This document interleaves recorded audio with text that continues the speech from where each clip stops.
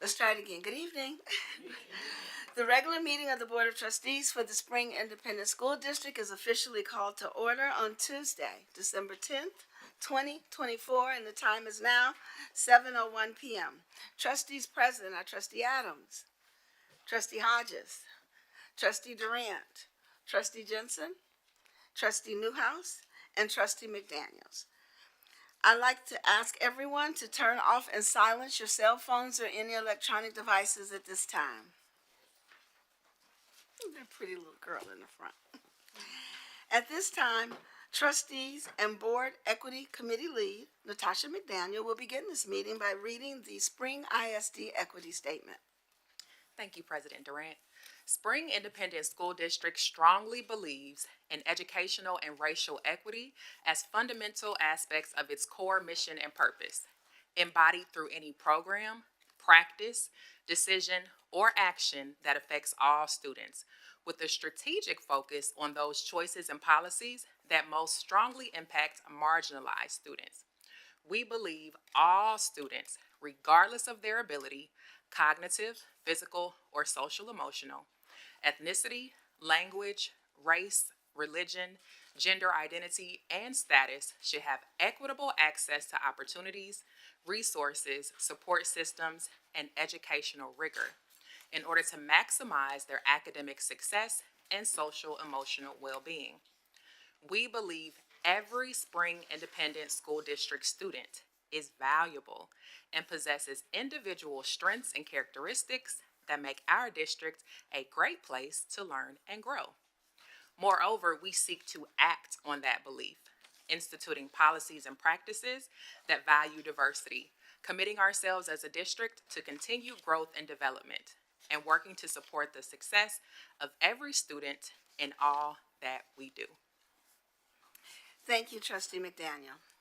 I'd like to ask Trustee Hodges to introduce our presentation of colors for tonight. Thank you, Madam President. Tonight's presentation of colors will be led by the Spring Leadership Academy Color Guard. The pledges will be led by the LOTC Color Guard member, Cadet Cyrus Congo. The Color Guard member carrying the U.S. flag is Cadet Darius Miller. Carrying the Texas flag is Cadet Jahasi Avila. The front rifle guard is Cadet Madison Johnson. And the rear rifle guard is Cadet Katara Freeman. The Spring Leadership Academy Color Guard instructors are Roy Simpson, Dante Ricardo, Roosevelt Wilson, and Samuel Jackson. At this time, would everyone please rise?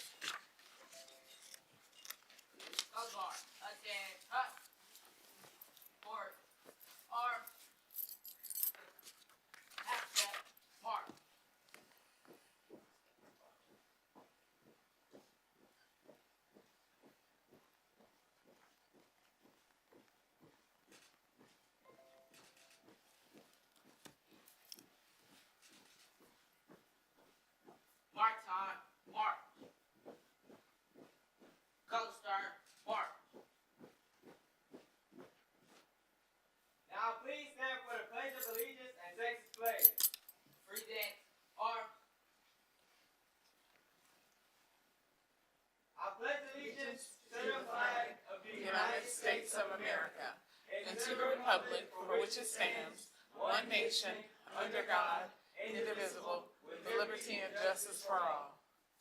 Now the Texas flag. Honor the Texas flag.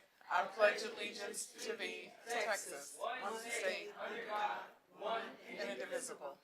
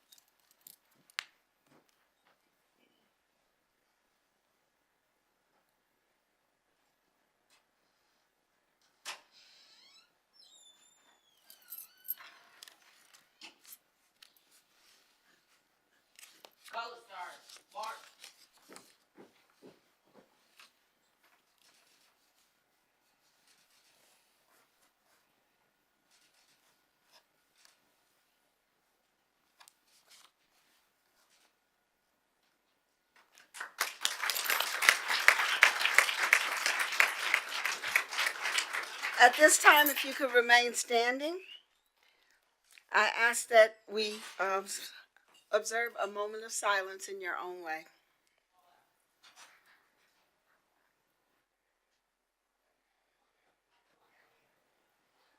Thank you. You may be seated.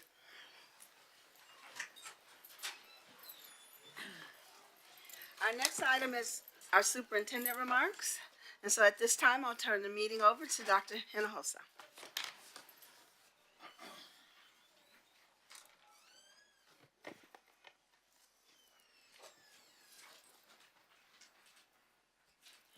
Thank you, Ms. Durant. Members of the board, senior leadership team, and everyone out in the audience as well as at home. At this time, I just wanted to do a quick update on the things that have been happening around the district. So, quick update on our ExxonMobil Foundation. And the partnership that we have with ExxonMobil. As you'll recall, we brought this to our board last year, and we have 3 different projects that are going on. First and foremost, ExxonMobil is sponsored 10 teachers. 10 of our middle school teachers spent this summer at a STEM institute. Additionally, we have ExxonMobil that's sponsoring 4 of our elementary schools to develop their STEM focus, and that's out at Clark, Heritage, Thompson, and Reynolds. And then at high school, at all of our high schools, the students last year as 8th graders had the opportunity to apply for this program. And so twice a week, 85 of our students, right now there's 67, we're going to get up to 85 of our students from all of our high schools go either Monday or Wednesday or Tuesday and Thursday and then Friday is optional, but they all go on Friday after school, and they spend about 3 hours at the center that ExxonMobil built and dedicated just for Spring ISD. So these are some of the pictures from my visit that I had with them right before Thanksgiving. These students are experiencing I think just unimaginable opportunities that ExxonMobil is giving them. They will participate in this project for 4 years and have support getting into college. Also, last week, last night, yesterday, we did the dedication of our Sheila Jackson Lee Family and Community Engagement Center. This was a recommendation brought to the administration by the board. Ms. Hodges made this recommendation this past summer. And so we have in Spring ISD a Family and Community Engagement Center. But this has given us the opportunity to not only rename but renovate this center, and we had the honor of having Congresswoman Erica Lee Carter, who is the daughter of the late Congresswoman, and so she actually was there with us, and the whole family was there yesterday morning with us as we did the dedication of this center. And so more information coming. The architects are hard at work, and we'll have information in January on the design, and hopefully by late spring be able to have ribbon cutting of this event, of this facility. And then last but not least, just want to share with everyone, this summer we were approached by the director of library services out in Houston. And we are now one of the 3 districts that have a partnership with the Houston Public Libraries. And our students have the opportunity to have exclusive access to a wealth of educational resources, including books that they can check out online. And so it is a wide range of digital and print materials. They also have access to tutorial services and academic resources. And we're just really honored to have had the opportunity to partner with the City of Houston Public Libraries. I know I saw earlier Miss Jessica Jackson, who heads up our program, so want to do a big shout out for her. And actually, here she is on this picture for our Winter Wonderland. She dressed up last year, and just want to remind everyone that this Friday is Winter Wonderland. So we are inviting everyone to come out to our Planet Ford Stadium on Friday, December 13th. We actually start earlier this year at 5:30. Yes, 5:30. And children, students have the opportunity to participate in lots of games, events, activities. And we have 4,000 books that we will be giving away to students in grades kindergarten all the way through 8th grade. And this is in partnership with the Spring AFT organization. And this is another way that we partner with our local organizations to bring literacy to our students. And then last but not least, once again, Winter Wonderland is coming up. But also, lots of parents in the audience, please don't forget that our school choice application is now open. You can go online to apply. This is for students in 5th grade wanting to go to one of our schools of choice in middle school, 8th grade students wanting to go to a school of choice in high school. And so all information is online, and we do have, the deadline is January 10th. And so we're very excited that the application is open. So please take time to apply. We also have our State of the District is coming up on January 23rd. That's on Thursday. And so you'll see invitations going out for you to have the opportunity to come out. And then last but not least, coming really quick is Rising Riders. And that event will be once again held at Dekaney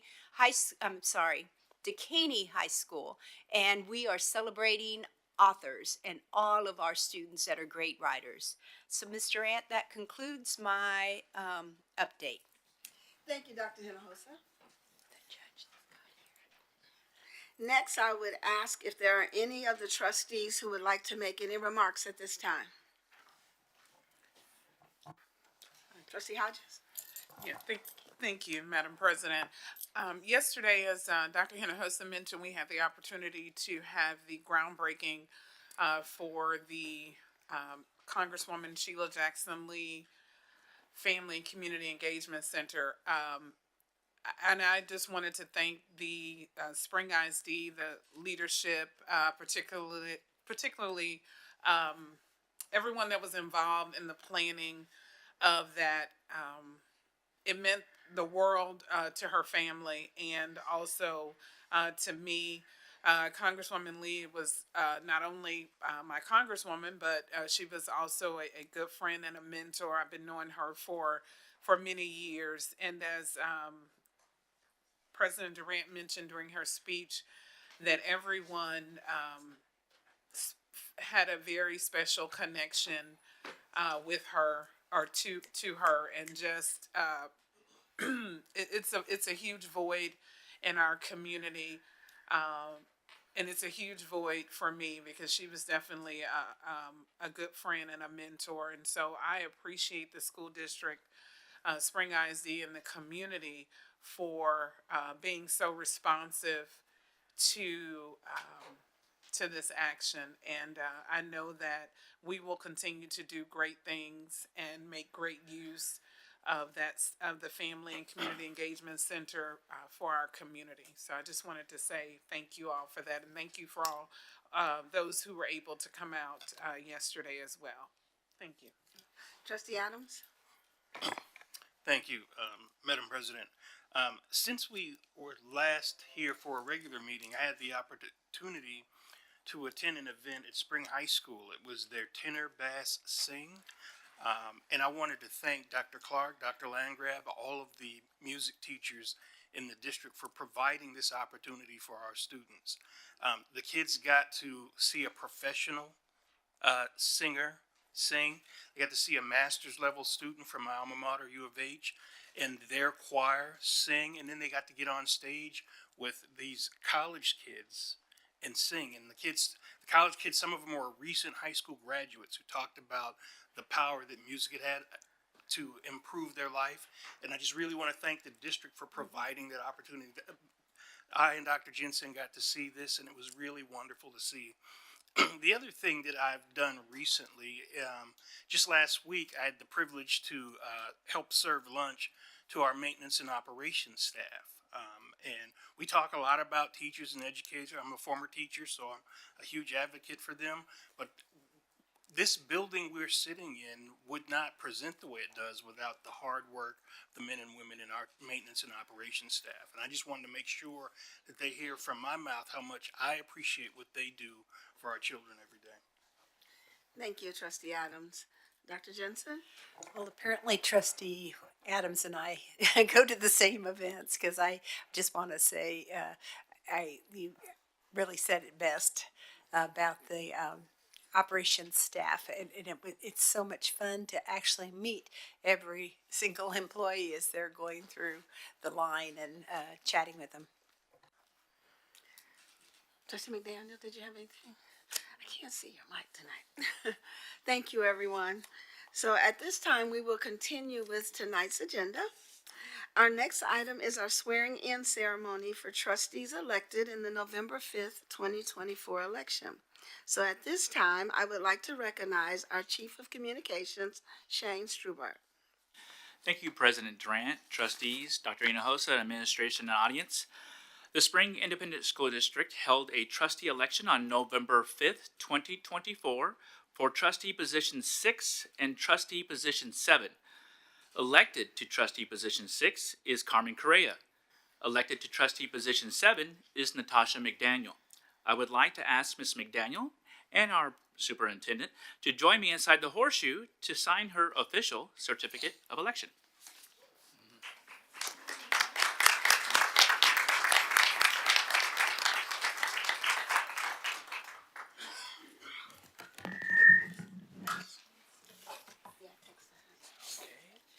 Actually, would you come down here first? You gotta sign this first. This is your oath. I'll take the second one. Here's a pen. All right, you can go ahead and sign that. Ms. McDaniel, this certificate of election. All right, okay, let me get this a touch right. Okay, get you over here. This certificate of election certifies that you were elected trustee position 7 of the Spring Independent School District at the general election held on November 5th, 2024. Superintendent Hinojosa will now present you with a certificate. Can you look over here?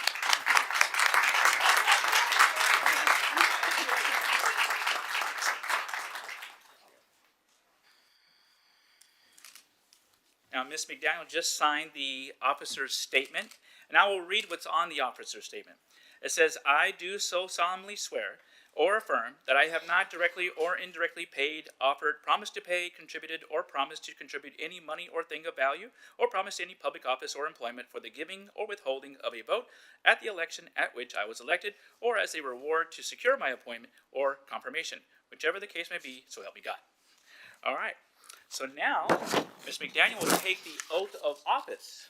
At this time, I would like to recognize Judge Cheryl Elliott Thornton, who will administer the oath. Judge Thornton is a native Houstonian who serves as the presiding judge over the 164th Civic Judicial District Court. That's a lot of words. Prior to assuming the bench, Judge Thornton, a practicing attorney for over 30 years, served as senior assistant county attorney for the Harris County Attorney's Office for over 10 years. Judge Thornton graduated from Lamar High School in Houston, Texas, Trinity University, and St. Mary's University in San Antonio, Texas, and Thurgood Marshall School of Law at Texas Southern University in Houston, Texas. Everyone, let's please welcome Judge Cheryl Elliott Thornton to the podium.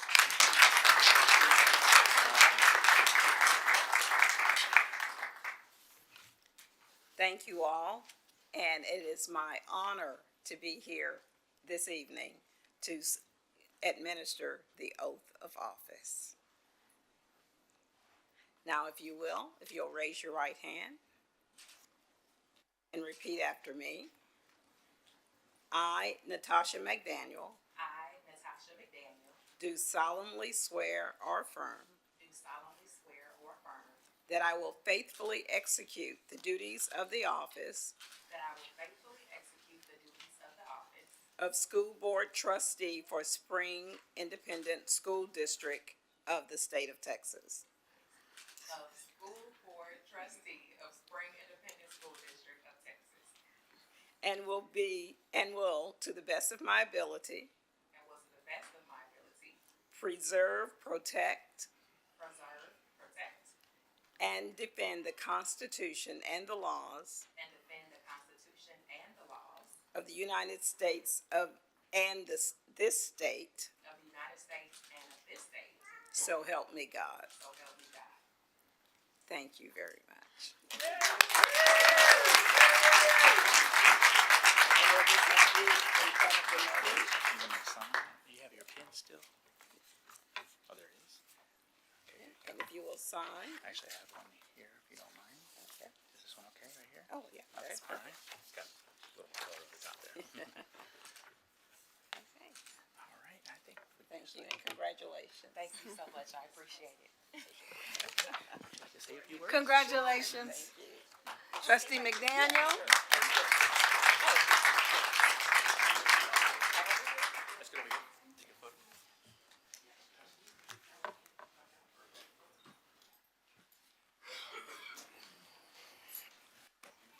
Yeah, go ahead, go ahead.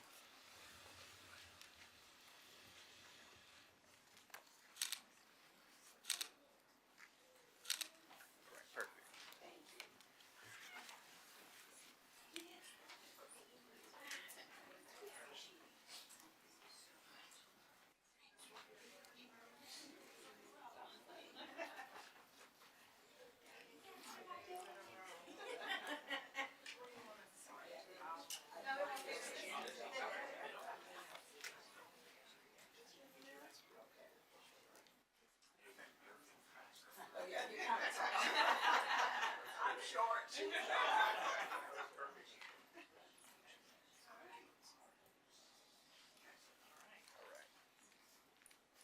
All right, everyone, big smiles.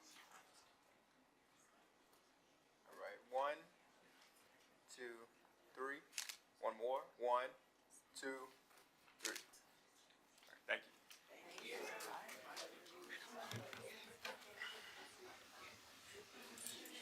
We are all very excited to welcome back both of our trustees with their successful election. Trustee McDaniel has brought so much value to the school board, and we are so excited to welcome her back. I also want to say that Trustee Correa had a medical emergency, and so if you guys cannot keep her in your prayer, we would appreciate it. So she hopefully will swear her in next month.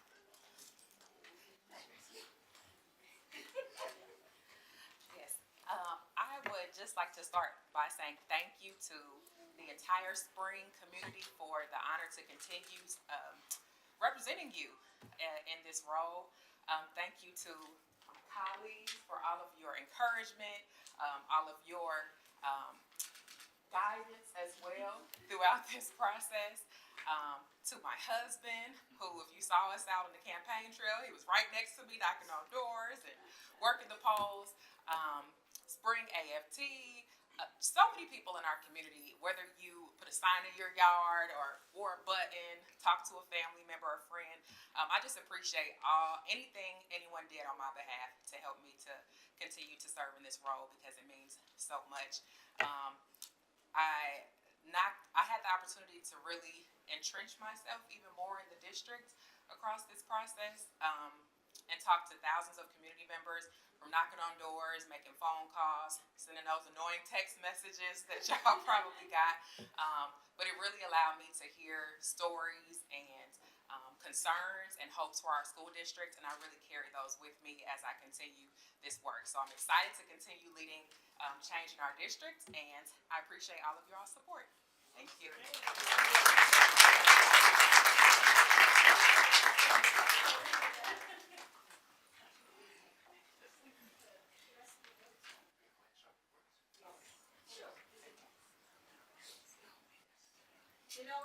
further down here, we're gonna move on with one of my favorite parts of the meeting, and that is our points of pride. I'm gonna continue to turn it over to Shane Schuler. Thank you, Madam President. Our first award tonight is the Holiday Card Contest winners. And presenting the award tonight is Director of Fine Arts, Dr. Joe Clark. All right, thank you very much. Good evening, President Durant, members of the board, and Dr. Hinojosa. In our spotlight tonight, we are very pleased to recognize the winners of the 2024 Spring ISD Superintendent's Holiday Card Contest. As a quick reminder, as you may know, even number years, such as in 2024, we go with the secondary campuses.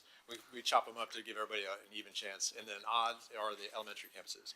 So this year, we had incredible submissions from each of our middle schools and our high school campuses. The submissions were compiled, and members of the executive leadership team, along with Dr. Hinojosa, voted to select our winners just before Thanksgiving break. And so at this time, I will announce our winners and ask the winning students to come up and join with their teachers to join us up in front to receive their prizes. All right, here we go. All right, and we had some work schedules too, so we're watching and see if everybody's here. In third place, from Wenchi High School, An Dao, 12th grader. Teacher is Lada Kaptalova. Come on, give her a clap.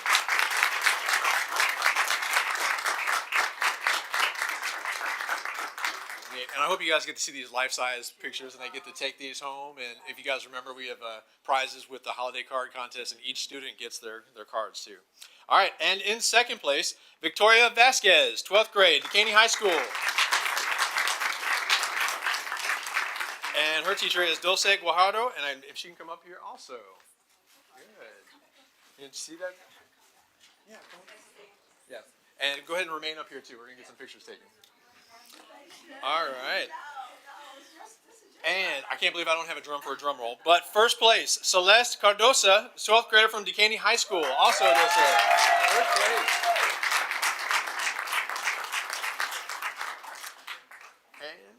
And as they're making, and Celeste makes her way up here too, we know this accomplishment would not be possible without the support of our families and of our students. Would the families of our art winners please stand to be recognized at this time? Mom, Dad, families.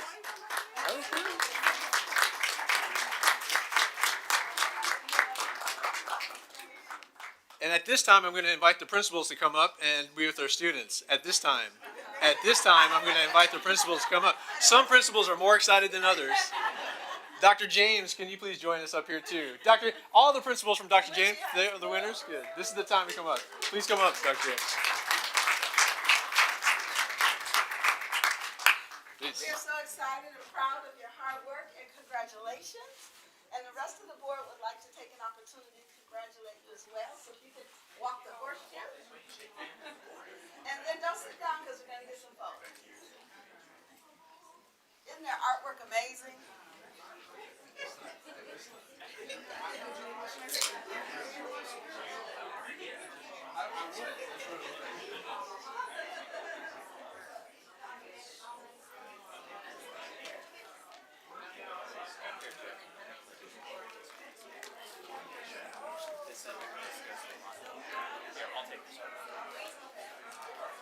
I will.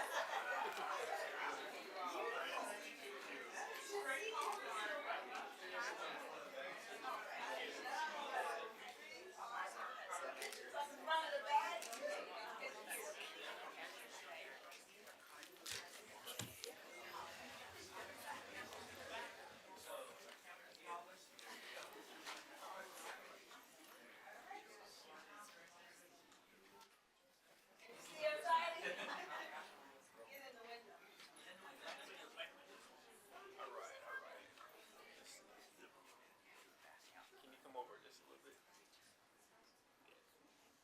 Yeah, good right there. All right, 1, 2, 3.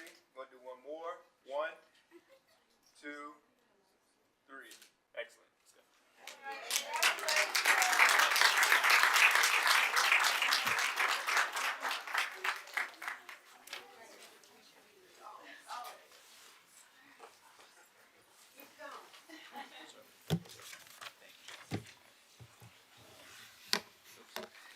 Okay, are now moving on to our Spanish Spelling Bee contest. On Saturday, November 9th, 2024, the Spring ISD Multilingual Department hosted their 8th annual Spring ISD Spanish Spelling Bee at Booker Elementary. This wonderful event brought together families, students, and educators to celebrate bilingualism, biliteracy, and a cultural understanding in our diverse Spring ISD community. Tonight, we want to recognize our first place winners who demonstrated exceptional skill, hard work, and dedication in this district-wide competition. These students not only excelled in their categories, but also exemplified the strength and pride of our multilingual learners. These two superstars will go on to represent Spring ISD at the Region 4 Spanish Spelling Bee in February. And and we are confident that they will continue to shine and make our district proud. In the elementary category, the first place winner, a fourth grader from Beneki Elementary School, is Valeria Ramirez.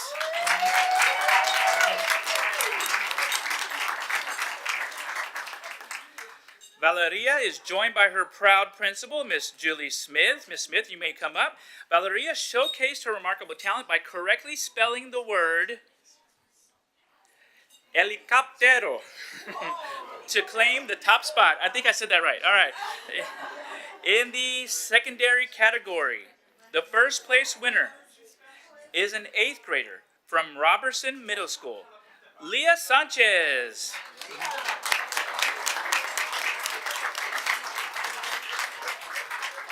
Leah is joined by her proud principal, Cecilia Brumsey. Miss Brumsey, come on up. Leah won by spelling the word ecologia. Ecologia.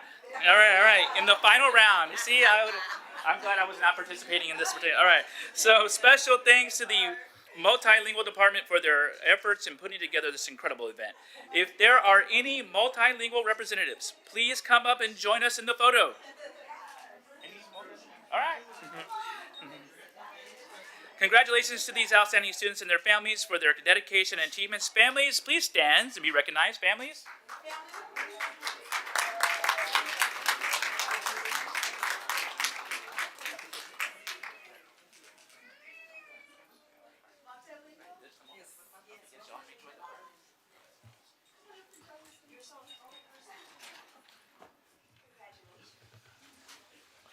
All right.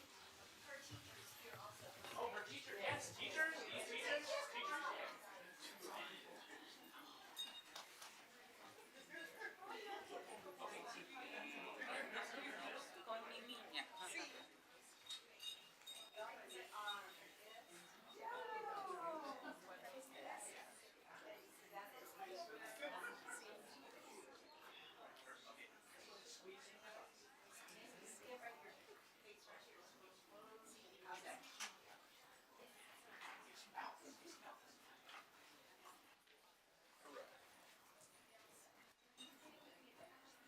Everybody look right here, please.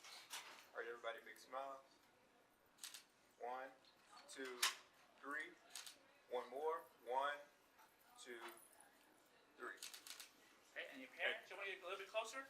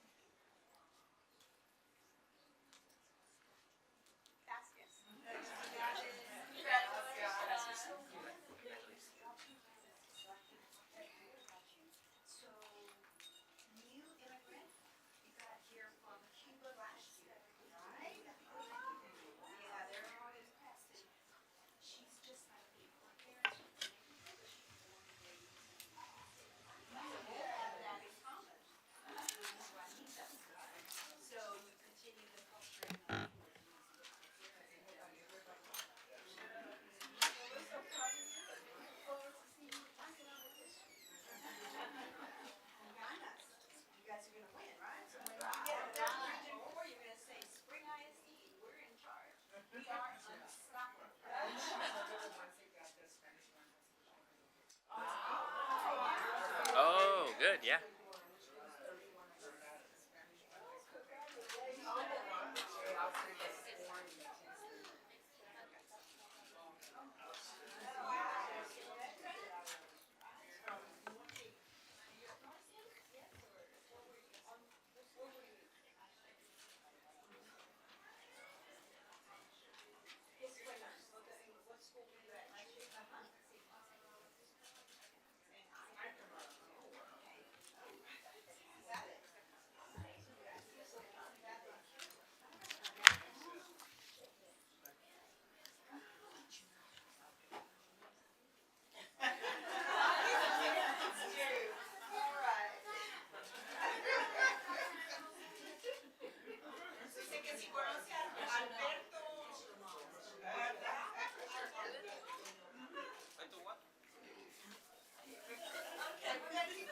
Okay, all right, all right. Moving on to our next awards for the Indigenous Peoples Writing Contest. For our final awards this evening, we're going to recognize the winners of the Spring ISD Indigenous Peoples Writing Contest. This contest celebrates the incredible diversity and literacy talents of our students while highlighting the rich history and contributions of Indigenous peoples. Students from kindergarten through 12th grade participated in this contest, crafting essays that honored facts, reflected personal insight, and showcased exceptional organization and writing skills. Tonight, we recognize the top winners in each grade span, whose essays stood out for their creativity, thoughtfulness, and dedication. Miss Jackson is going to help me out with this. Would you come up here? She's got some things to hand out. Oh, there you are already. All right. All right. Beginning with grades pre-K through 2 from Hirsch Elementary, winner Noemi Freeman.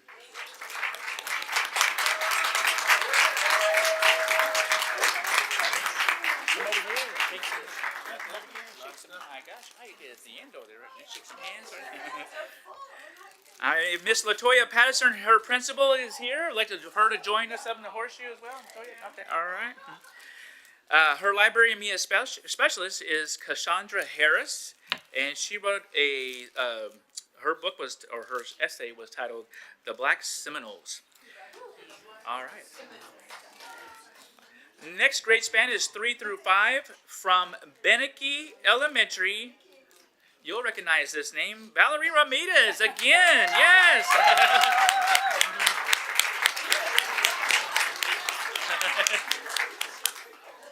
Principal Smith, you can welcome up here as well. Library and media specialist Concheta Cepas, and her piece was El Origen de los Indígenas. Our next grade span is grades 3 through 5. From McNabb Elementary, Ana Maria Busti.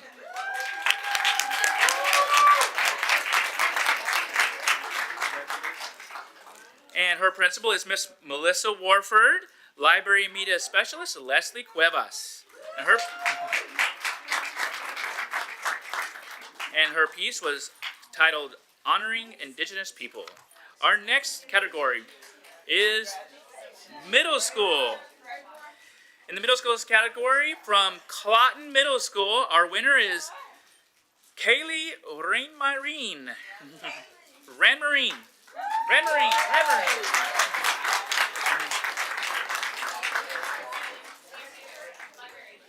Principal is Rodney Lewis, library media specialist Yolanda Merritt. And her piece was the Indigenous Peoples Essay. And our last award from the high school division, from Wenchie High School, the winner is Isabella Molina.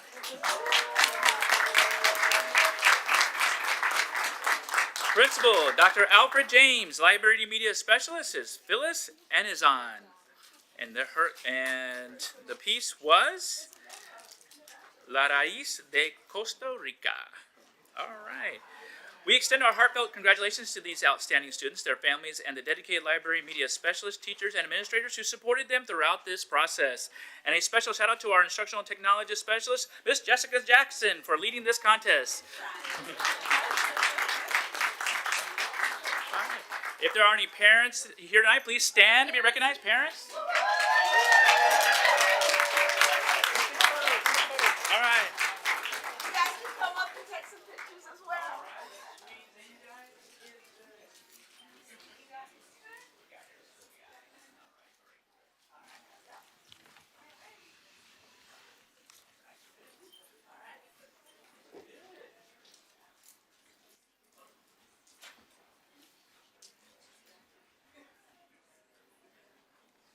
Okay, roll in the big camera here first.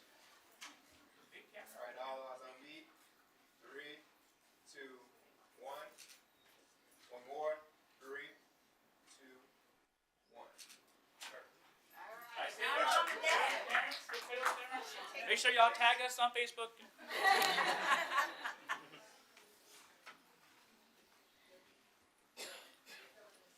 All right, great. We're so proud of your babies.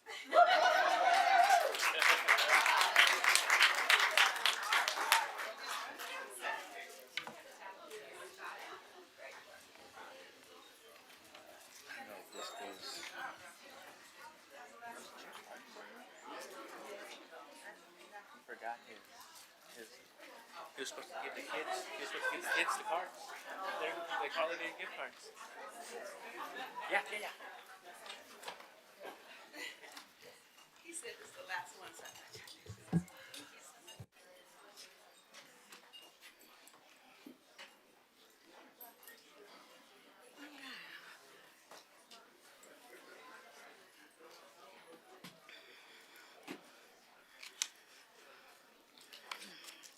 Gotta skip past Carmen.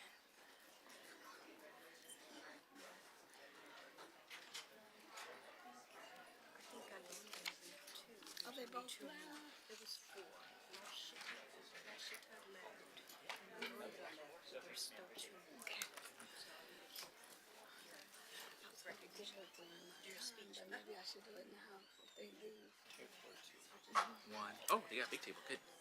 Table. Three chairs.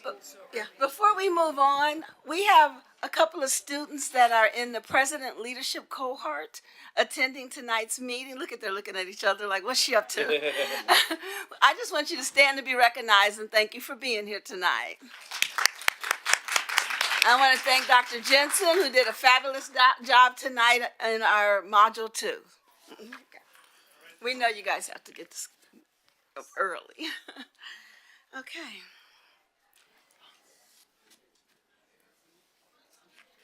Our next item is agenda participation. So this item allows members of the public an opportunity to speak on agenda items before those items are considered by the board. Ms. McBride, do we have anyone registered tonight for agenda participation? Yes, Madam President, we have two people. Before I call them up, I have a little speech blurb I need to read regarding the you. law that governs this section of the meeting. The board invites interested citizens to address the board regarding any item on tonight's agenda that they desire, other than allegations concerning the character or capability of any board member, staff member, citizen, or student of the district. The board will listen and will not interrupt unless the person addressing the board infringes on the guidelines as stated previously or exceeds the time limit authorized for the presentation. In this case, you each will have 3 minutes to present. Mr. King will keep time, which will be displayed on the monitors. The board will not debate or respond to any question during agenda participation. The board will seriously consider your input when addressing the items on tonight's agenda. Also, according to the law, it is a criminal offense for a person to obstruct, prevent, interfere with, or disrupt a lawfully called meeting through physical action or verbal utterance. Citizens are requested to supplement any oral address to the board with a written summary of their presentation and any recommendations they may wish to suggest. Thank you for your concern regarding any school district, regarding our school district, and we will hear you now. Our first speaker tonight, Madam President, is Kenneth Elliott.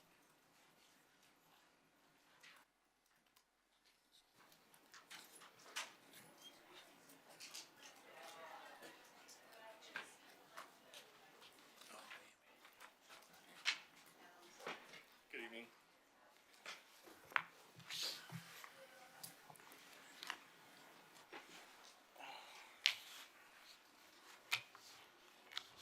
Just begin when I'm ready. Good evening, ladies and gentlemen. My name is Kenneth Elliott. I'm a longtime Spring resident, and I attended elementary, middle, and high school in Spring ISD, and my daughter is currently at Winship Elementary. I'm here to speak on concerns about the new high school that many neighbors, of Lexington Woods and I share. We understand that this project will greatly benefit students of our district. We want the project to be a success, but as neighbors to a project of this size along a sensitive floodway and congested traffic area, we still have concerns. We have attended public meetings and met personally with project and school district representatives, but the information we are being provided only goes so far in addressing our concerns. To begin with, we were initially assured at a meeting with the project team that there would be around 200 to 300 feet of tree screening between our properties and the new school. We are very happy to hear about this, as it led us to believe the district was serious when they said they want to be good neighbors. Utilizing existing forests for screening is a huge issue for us. However, it has now been shown that not only will there be minimal tree screening, but the project currently calls for the rerouting of a natural drainage area into a new channel within 100 feet of our property, thus eliminating much of the tree screening. This has also led to an additional concern because the grading plan provided to us does not provide detail as to what will happen if that channel tops its banks, nor has it been answered as to what kind of flood event this channel is designed for, or how these changes will impact current floodplain designation. Furthermore, the issue of traffic in our area is still a major concern that has not been clearly addressed. The district has stated that a traffic impact analysis has been submitted to the county, but when we spoke with a representative from Harris County Precinct 3, I'm not sure if the district and the county are on different pages, but as of December 5th, Precinct 3 has stated that the county has not received a traffic impact analysis from Spring ISD. This is a huge concern for us. Any resident of the area can speak to how congested traffic can be, and Precinct 3 has even stated Louetta and Alding Westfield is already at capacity. We've requested documents from the project team on different issues such as traffic and drainage that have only received piecemeal information response. We submitted an open records request in May and have yet to receive any of the items we requested. We continue to look forward to working with the district, and we appreciate the time the project team has set aside for us and hope to continue that trend, but we also want to look out for our community to ensure this project is a success not only for the district, but for nearby residents as well. Many residents in Lexington Woods share our concerns, and we urge the board to ensure our concerns are addressed before approving current plans. And on another note, something I spoke about at a previous public meeting, Fred Maciel attended Spring High School. Sorry. He graduated in 2003.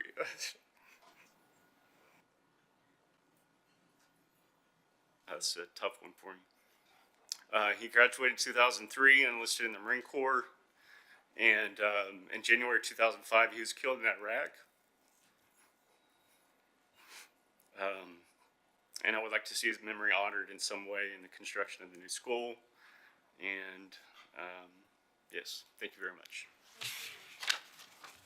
Thank you, Mr. Elliott.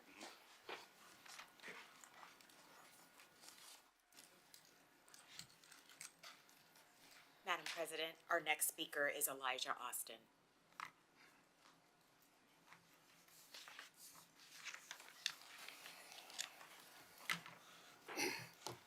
Good evening, Mr. Austin.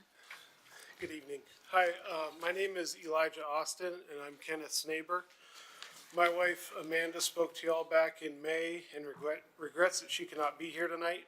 We live on the corner of Lexington Park and Chapel Ridge, so we're located immediately adjacent to the new high school property and one of the proposed access points. I just wanted to come up here tonight to say that I completely echo Kenneth's comments about our concerns regarding the new construction, particularly in regards to the drainage, traffic, and screening.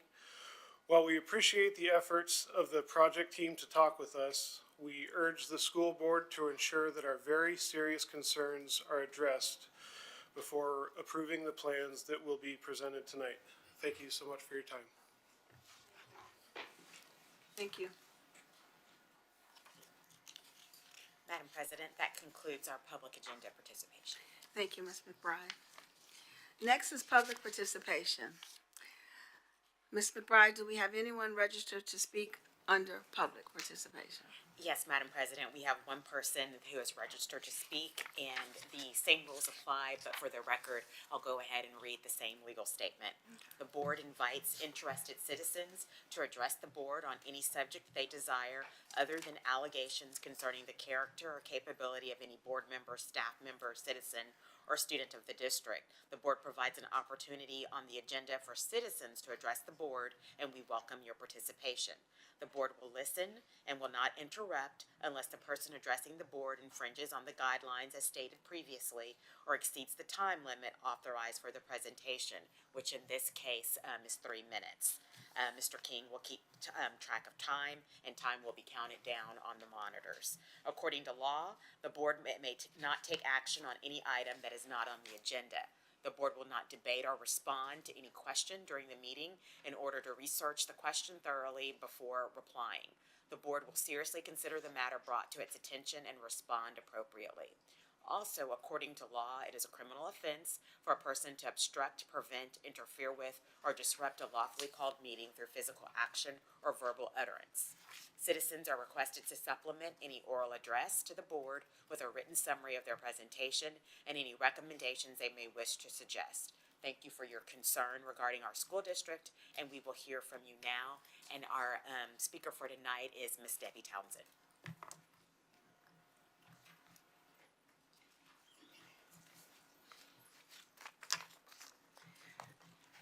Good evening, Ms. Townsend. Good morning, good evening. I just wanted to compliment Mr. Reynolds for his handling of the incident that happened near Spring High School yesterday. Once he found out what was going on, he instantly put his plan into effect. He had him and 4 or 5 assistant principals on the front porch, making sure that everything was safe and well done. And I was right there. I was not scared. I was not worried. He did a good job, and I just wanted y'all to know that. Thank you, Ms. Townsend. Take a bow, Mr. Reynolds. Okay. Thank you to all of our registered speakers tonight. For our next item, I'd like to recognize our internal auditor, Courtney Smith.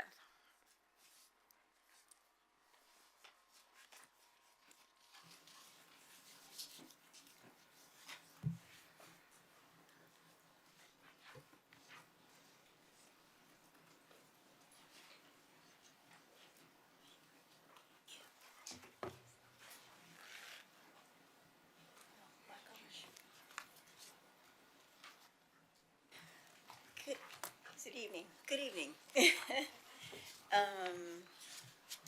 So tonight, as is traditionally done, I am providing a mid-year progress report, and it has been prepared to provide information on the internal audit functions activities. This year's report includes a proposed internal audit plan for the Spring Independent School District. The plan includes anticipated internal audit activities, which include projects and administrative tasks. The report is prepared using the guidelines provided by the Board of Trustees and includes other information to fully inform the Board of internal audit activities taking place during the current fiscal year.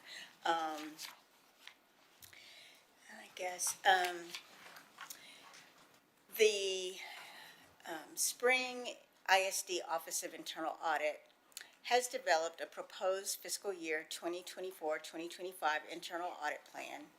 The plan is a description of internal audit activities that are planned to be completed during the remainder of the fiscal year, which would be January 2025 through June 2025. Our overall objective was to develop an audit plan which addresses the highest risks within Spring ISD, consistent with the internal audit charter and the district's strategic plan. Development and execution of the plan complies with the district's policies and procedures, the mandatory elements of the Institute of Internal Auditors International Professional Practices Framework, which is also known as the Global Internal Audit Standards and Topical Requirements, as well as the Generally Accepted Governmental Auditing Standards, GAGAS, which is developed by the General Accounting Office. So,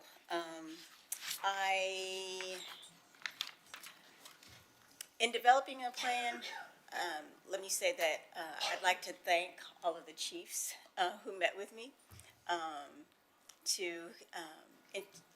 I introduced myself, they introduced themselves to me, and they gave me a flavor for what their various departments do, the challenges and concerns that they have. That allowed me to get some insight into the risks that each department, division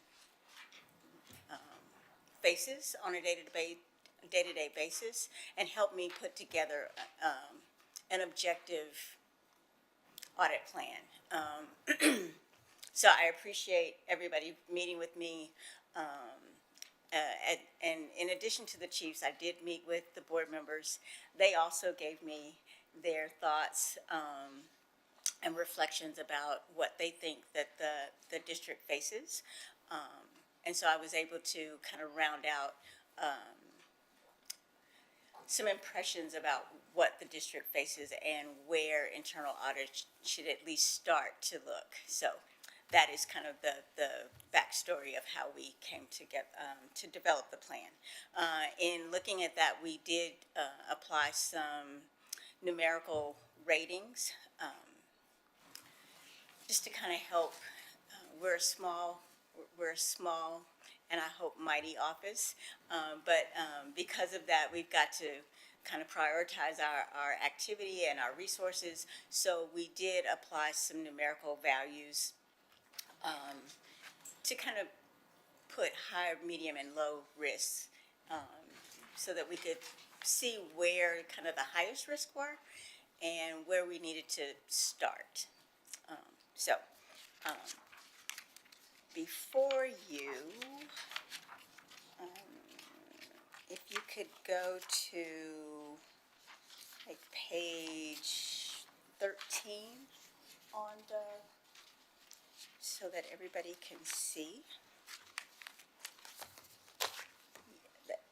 Right, next one. That one. Oh. That is our audit plan. And what we are planning to look at is activity funds, attendance in the compliance area. Within the operational area, we're going to spend time looking at the bonds, and then transcripts, incident communication processes, software implementation processes, supplemental pay timesheets, and onboarding processes. So, and then in addition to that, there are kind of the back office activities, which include making sure that we retain our files, maintain our website, make sure that our work papers are filed and in proper order, as well as some training and development and that sort of thing. Ms. Smith, for the board members, this is on page 26 in your binder. Okay? Yeah.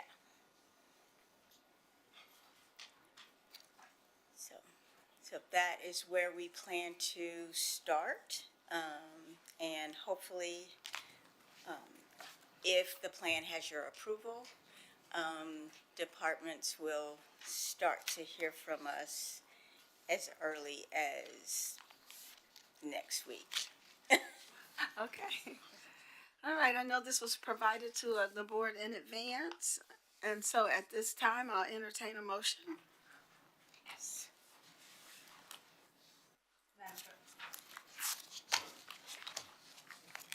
Your button's not working? Madam President, I move that the Board of Trustees approve the 2024-2025 internal audit plan as presented by the administration. Second. Been moved by trustee Newhouse and seconded by trustee Adams that the board approve the 2024-2025 internal audit plan as presented by administration. So at this time, is there any discussion? Hearing none, go ahead, trustee Adams. Actually, I just want to, so I'm serving on the audit committee this time, and so we got a real deep dive into this, and so I was just putting it out there for any board members that, you know, are not clear on anything that's in the plan, that I'm a person that you can talk to. I think I have a pretty good grasp on what Ms. Smith is trying to do. Thank you, trustee Adams. And Ms. Smith is available at any time if you have any questions as well. Okay. All right. Any more discussion? Hearing none, I'll call for the vote. All those in favor, please raise your right hand. The motion carries unanimously. The plan is approved, so go forth. It'd be great, right?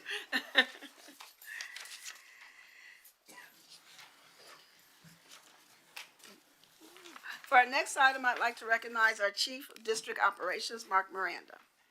Thank you, President Durant. I think you're behind there somewhere. I am. There you are. Might need to move these. Super. Great idea. Now we can see you. Superintendent Dr. Hinojosa, members of the board, we're going to be on page 39 in your packet, but you also have a green folder with a fresh copy of the presentation. We're going to go over our Spring High School schematic designs and design development. And I'm going to call Gary Hutton to the table. He's going to introduce some others, including Principal Al Reynolds, who's making his way to the front as well. And so they will also introduce some additional folks as well.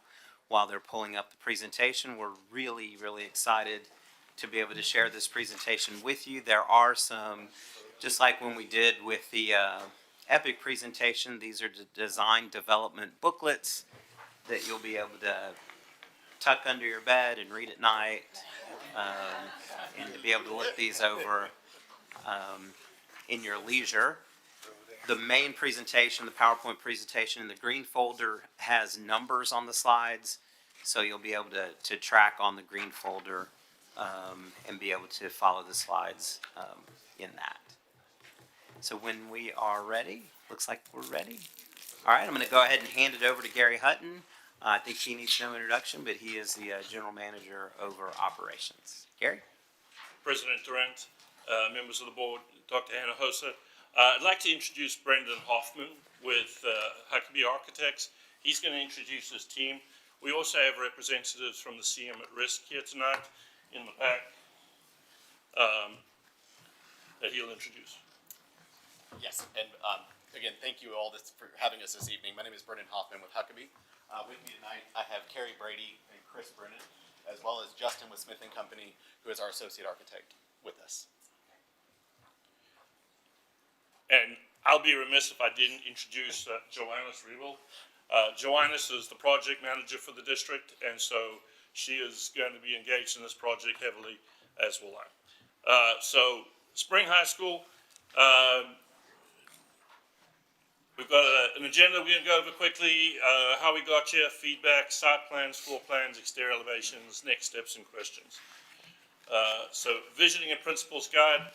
Before we started this project, very much like EPIC, we sat down with the senior leadership and we got a vision for the project, what the project was supposed to be.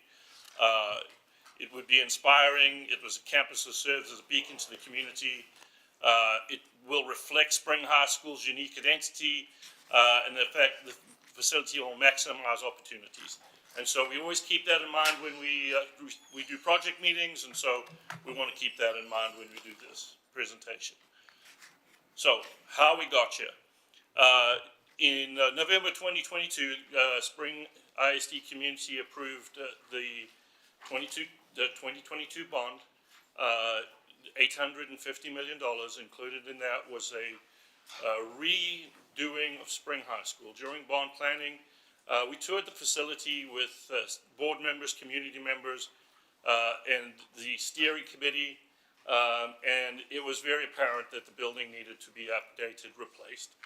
It had outlived its useful life. That building, originally built in 1968, has been added onto and changed and modified so many times now that it barely reflects its original purpose. It is no longer able to keep up with technology, and the HVAC infrastructure is not what it used to be. So the original discussion was that we would try and rebuild it on site. At the time, we talked to the administration. The principal at the time had gone through a similar project at their previous district and said, could we look at something else? It's a vast undertaking with almost 3,000 students and construction all going on with a very tight site, very close to I-45.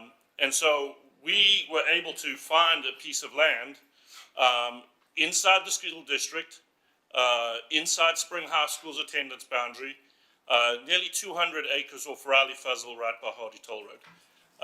And so we approached the landowner and negotiated with them, but waited for the bond to pass and started that communication because the bond had passed and we had the money for that. Just a little bit of facts about the land. It's 3 miles from the current Spring High School site, 8 minutes by road. So within the Spring High School attendance boundary, that star represents the property.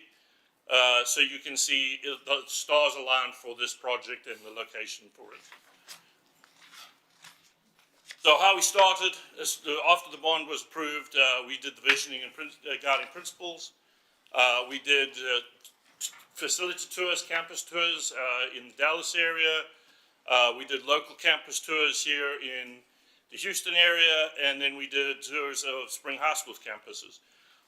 Sometimes you need to know what you don't want to do in order to do what you do want to do, and so we got input from both good things that we saw and some things that we didn't want to repeat. Architecturally, we met and had several community meetings. We did charrette and meetings.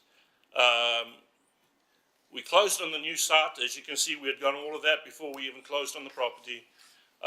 Then we reviewed the concept plans with senior leadership. We produced project updates with senior leadership. We had a series of community meetings, and then department updates, and had the last of the community meetings a couple of weeks ago at Spring High School, and we invited the entire community, teachers, to be there. And we've had some department updates, some department meetings as well with the staff. And that brings us to today. So these are some of the facilities we toured, and you can see us hard at work pointing things. So this is the community meeting. I can take it from here? You can hear me from here? Okay, so you can keep pointing, you can keep pointing. Yeah, so this was the second meeting of community. This is the first one I was able to attend. We have a decent audience there, but the questions from the community members as well as the staff members that attended that night were really good questions, and it was very acceptable input from the community meeting that night. You can go ahead.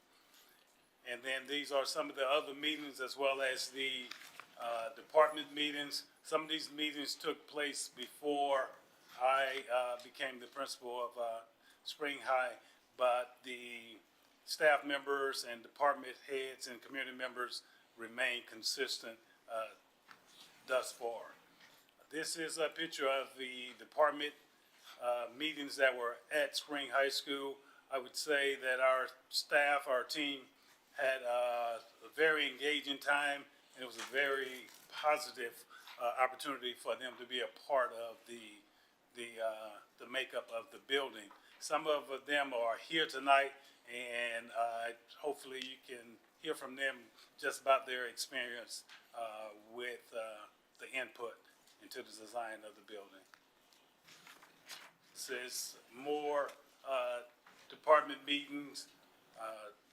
You know, it just went from what are we going to be able to say to it was just a fun, relaxed atmosphere for them, and they all just took part in it over 200%, I would say. So feedback from the community. That night we did a Mentimeter, right? And we got the community to give us feedback on 4 questions that we asked them. This was, what is the one piece of history that you want to include in the new Spring High School? And so you see the items that everybody picked on. Lance Corporal Fred Mencia was mentioned earlier on by our speakers. They felt very strongly that this was a member of the community we should honor. And so that came through. The larger the letters, the larger the thing is, more people responded to it at the community meeting. So the lion was very prominent. So we do want to make sure we also have the spring lion represented. Then other things like the Grammys, the district, the history, proud. Anything you want to add? No, so there's a lion at Spring High School, real like stuffed lion in the casing, and everybody wants that lion to go. but inside to go with us to the new school, right? But then you're gonna see here, it's, the courtyard. It's a really nice courtyard that's in the center of both buildings. And everybody wants a really big lion represented out there as well. So there are some opportunities for, just a lot of pride to be brought back into, Spring High School with the move. We look at the trophies and the first of this, the first of that. We see it all the time, but then we're gonna honor those awards and those achievements in the new school, just in different parts of the building. This is in your presentation. This is question number 2. With everything you've seen and heard tonight, what is the thing you would love to see in the design of the new Spring High School? So you see some of those items. Some of them are small items, like we need more outlets. Some of them are varied instruction spaces, maker spaces, lab spaces. They want kitchens on the first floor, restrooms near where teaching spaces happen. What it became staff restrooms near teaching spaces was one of the things brought up. Multiple elevators. And then we asked the same question what would you find not seeing, right? And so, again, you also get input from what you don't want to see. And so, long walks, no parking, small classrooms, poor lighting, the hallway maze, all of those things that we don't want to see. And so, we'd heard some of these comments before, and we had incorporated a lot of these into pickleball was one that was brought up. When we talked about the courtyard during the staff meeting, we said, well, we want to find out from the staff what is it that they could use that courtyard through in an academic standpoint. And somebody mentioned, well, we want to see adult exercise areas. We want pickleball. And so that's how pickleball ended up there, because we mentioned that at the community meeting, and somebody said, no, we don't want pickleball. So, you want to talk about this? Or you? I got it. Okay. So one of the questions that had come up about the programming throughout the discussion of programming and what the programming should be was, one of the questions that was asked and we tried to answer was the aviation pathway. We had asked administration, and administration had sent out questionnaires. Aviation had come up as a pathway that is wanted at Spring High School, Spring ISD, but there's multiple pathways within aviation. So we went back to the community that was there and asked them to define what aviation was for them and what it needed to be. And so aviation mechanics came out ahead. And so as we finish out and as we move forward with the design, aviation mechanics will be part of the campus, and we'll design it into the campus along with all the tools and the teaching aids that will go along with aviation mechanics. Okay, so site plan, and I'm going to have Joannis help me out with the virtual laser here. So there's 2 primary entrances. Both of them will be off Riley Fuzzle. Entrance number 1 will be the main entrance where we want students and staff to enter through. That entrance takes you all the way through to the main front entrance.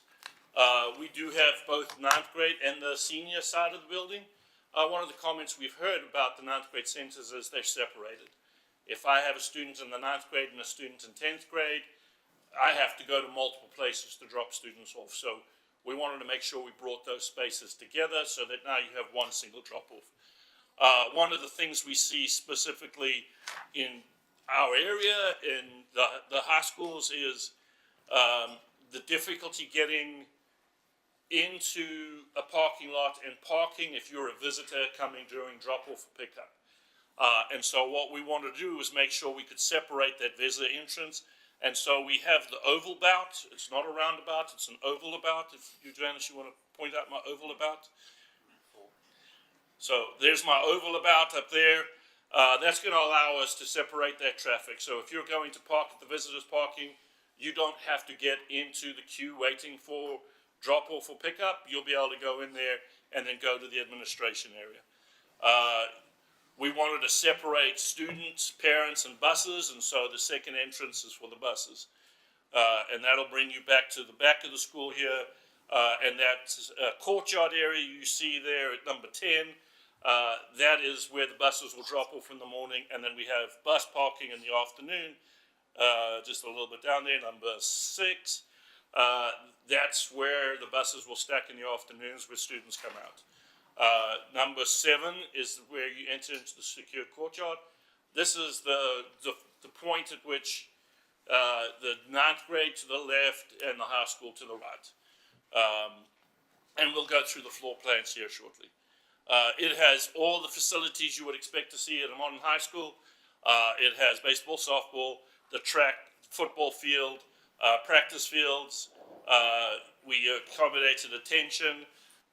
We have the arenas and the auditorium and all the features that a school of this size. So as we look through the floor plans, So I can go from here. So you see the color-coded legend over to the right. As we looked at this and Mr. Hutton had gone through the front of the school, can you go up to the front near the administration, that color right there? Yeah, back up just a little bit. Yep. Okay, and so when parents come in, the high school side is over there on right where the arrows are now. And we have an administration office on the front side of the high school, and it's very similar on the left side where the 9th grade is as well. This is the first floor look. So the administration is in the front. In the comments from staff, they wanted straight line classrooms and hallways. So in the yellow right there, those are the hallways, and we can almost put pods. We can separate the entire school into like grade levels. So we have the whole 9th grade building on the left side right there. Yellow classrooms. The green, dark green, is the cafeteria right there, and it's kind of centrally located in the building near the classrooms and away from exits and things like that. But we kept lines clear. There are 2 main classroom, straight hallways there at the 9th grade. Where you see the little dark seat-like things in there, those are science labs. And so we had science labs available on each hallway or in each pod. And so that kind of covers the 9th grade side. There's 2 gyms in the 9th grade, and then right in the back of the 9th grade gyms right there, that's the ROTC building. And so majority of the 9th graders, most of the ROTC program starts with 9th graders. So the building sits there, but it also is connected to the high school from the back. That's a secure area right there, those dots, there's a gate there, and then you can walk right through the entrance there, and that's the culinary area right there.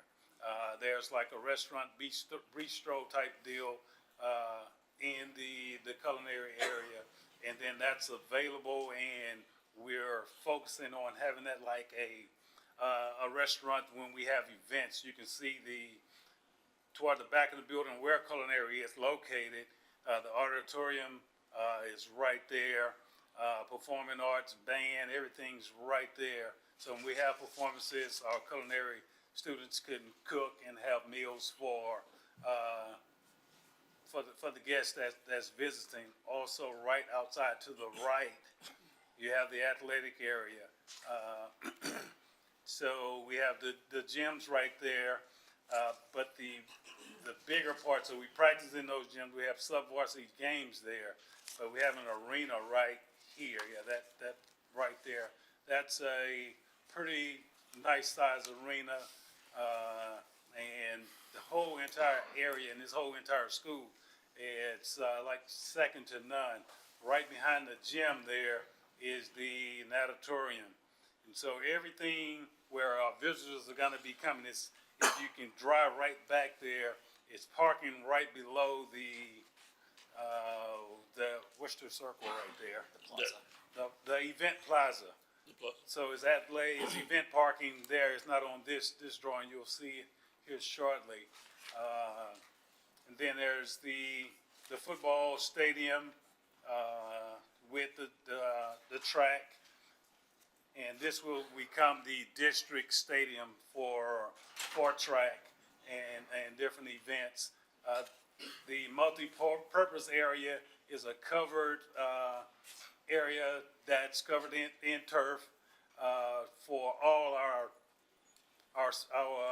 athletic teams, ROTC programs, anybody that needs to participate or practice outside, and we're in inclement weather, they could use that. Band practice fields right there, right outside of the fine arts and music area. So band can just come right out to their own practice field.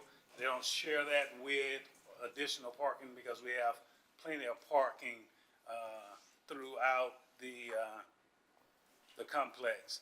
So if you come back inside and to the high school side, all of that back right there is the CTE area and specialty area. Labs are back there as well.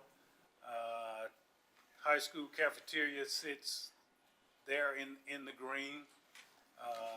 And then come to the hallways, academic classrooms. Anywhere there's a hallway and labs, you see an administrative office. And you see the darker gray, that's a support area. Teachers ask for a kitchen downstairs, so those are workrooms, not kitchens, but it's a place for them to go away from the cafeteria, away from their classroom. They can sit down in there and eat somewhat of a lounge. Libraries in the front of both buildings, and I think I may have covered that entire drawer in there. You can go to the next one. Well, the next ones actually are blow-ups of those areas. So a couple of things I want to talk about is what we had heard from Spring High School staff was straight hallways, nowhere that you go around in circles. And so you'll see as we go through the blow-ups, we've tried to limit the number of exits to the outside being away from the courtyard. We're trying to direct students, if they're not in their classroom and that cordon sweep, they'd be directed out to the courtyard. We hope that at Spring High School right now, they walk around some of the hallways and they just go in big loops, and it's difficult to manage the building that way. So this is, everything takes you outside to the courtyard. We hear about students at Spring High School leaving the campus. As many of our exterior doors as we can lead into the courtyard rather than outside to the parking lots and stuff like that, so that we can control that better. So this is the Performing and Visual Arts. There's a black box, that's the big box down at the bottom. The auditorium, we're seating for 1,200 people. If you were here earlier on before the evening started, mariachi was here. We have a mariachi hall inside this area, so they will actually have a space to practice that's not part of a band. And band hall is there, and then choir is there. We have practice rooms off the sides, and so we've accommodated all the performing and visual arts. On the left-hand side of the screen where it says grade, that's all the fine arts, that's the painting with access to that courtyard again, so that you get the sun, you can go out there and paint and do scapes. We also talked about going out there to be able to do pottery so that you don't mix that pottery inside the building. So that plaza, again, is dinner and a show, we're calling it. So you have the CTE, the kitchen, the culinary space there, and then you could go do the show, the arena, and then the natatorium, and then you'll see that transition before the ninth grade building.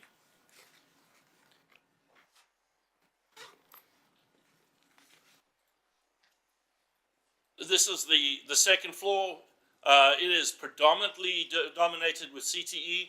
I want to point out that CTE is one of those areas where you have commingling of the ninth graders and the senior side. So where we have that, you will see we've put administration so that you can try and contain ninth graders from going to the senior side. If they don't belong there, you'll be able to see that they're not there, and then you can direct them back. So we've tried to, anytime we have the commingling of the senior school and the ninth grade school, we're trying to put administration or some kind of control points there just to help keep those grade levels separate.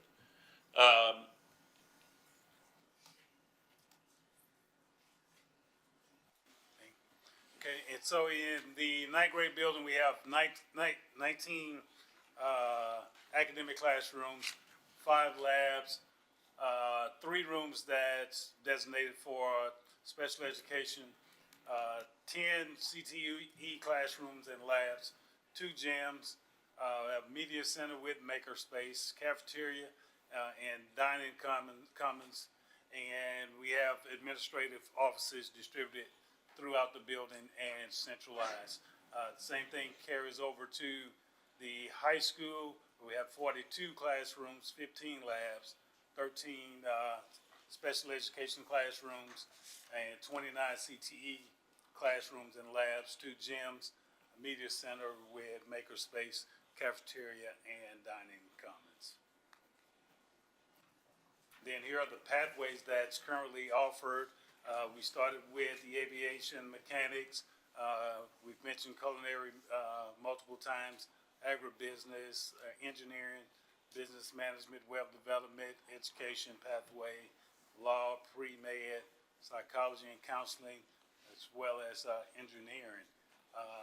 Extracurricular, we've named those buildings: the natatorium, 1,200-seat auditorium and black box, dance and cheer gym, the band, choir, mariachi rooms, 1,200-seat competition arena, artificial turf on baseball, softball, football, as well as in the courtyard. Then we have competition track and field, 8 tennis courts, and paved band practice area. So exterior elevations. This is a 2-story building.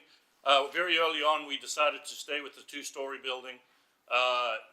So once you go above 3 floors, 3 and above, it brings in a lot of fire code applications that we would have to meet, smoke evacuation, and so to help with the cost, we kept the building low, but it means it spreads out a little bit. So this is our main entrance. This is what you would see driving up to go to the visitor parking lot. On the left is the senior side, and on the right there is going to be the ninth grade entrance. So this is what the ninth grade entrance looks like. Double volume entrance space with canopy. Materiality, you're looking at stone, you're looking at brick, aluminum, steel, and then underneath the canopy is an aluminum panel that has wood texture to it. Some of these materials will be reminiscent of Decani, but in a very different application. This is the entrance to the senior side. And that's your main entrance. Brendan likes to tell me that is 400 feet of building right there. That ground floor is all the administration. Second floor is that CTE space.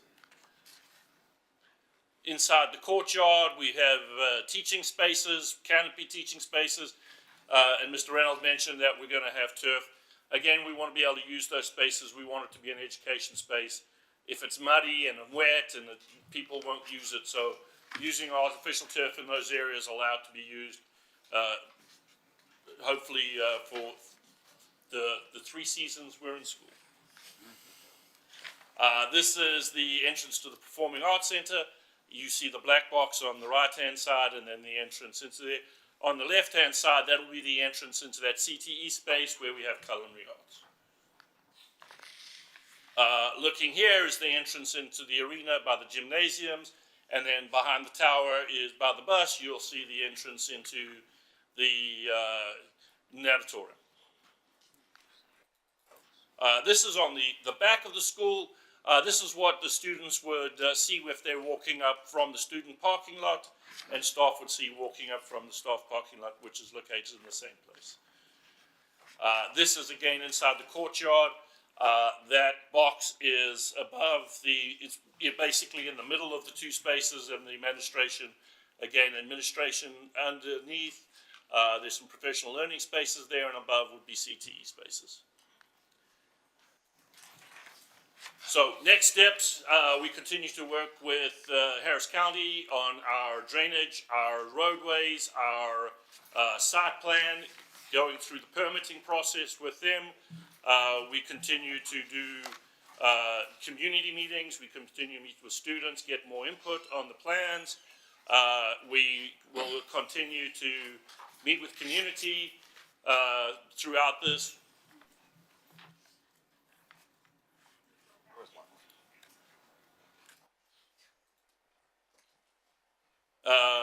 And so at this point, I'm open for questions. And then when we finish with questions, we do have some of the participants who participated in the design reviews from the school that will come up and talk. Yeah, that's the surprise.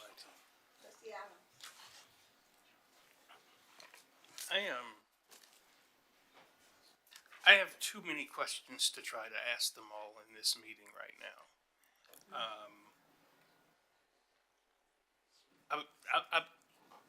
I'm a little concerned. Are we expected to vote on this design plan this evening? Is that what we're trying to do? That was the hope, that was the intent, but if you have too many questions Yeah, and I you're not need comfortable, processing time. we can, right? This would have been better for me if we had done this in the work last meeting. session. Yep, Then I could have looked at all of this and really processed what we're we doing can, we here. can give you processing time. Okay. Mhm. Then I'm gonna hold on to my questions until I can think about them some more. Shoot. Could you go to page 23?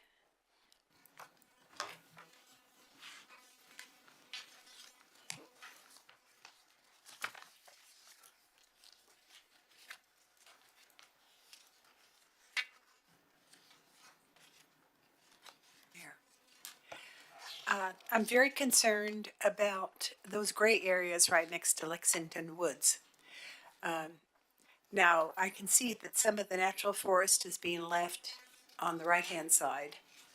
What are those gray things? Are those like sewage or water plants or something that are in the soil? 17 or the lighter green areas? They don't have numbers. Oh, so the lighter green areas there next to Lexington Woods? Yes. That is a water well and the wastewater treatment plant. Okay. So that's the best place to put it? That is the place that we selected along with the original plant operator that we'd met with. And so it doesn't have to be there. Okay. But from a... I guess my question is, can you plant trees around the water treatment? Yes, ma'am. Okay, so that we could make a commitment that some of those gray areas that are not the natural vegetation, but we can plant Yes. some trees. Not ones that are gonna fall over and kill people, but some things that can screen, these, Yes, ma'am. Maybe I'm not Utilitarian. sure what you're referencing here. See it? hit there. It doesn't have a number. Lower left. That's it. Yes. That's a well. And if you look at That's a some of those secondary homes, well, yeah. And then that's the wastewater treatment plant in the corner. So I'm just really concerned that we be planting things from, I guess it's Riley Fuzzle on the left, that's the road, correct? Riley Fuzzle's at the top of the page. At the top. I'm To a the little left is Hardy. disoriented then, is that To the, Hardy? to the, no, to the left is Hardy, That is the on Hardy Toll Toll Road. Road. Yeah. Okay. We need to be screening those things. Also, we have two entrances from Lexington Woods, it looks like, Yes, ma'am. at the bottom.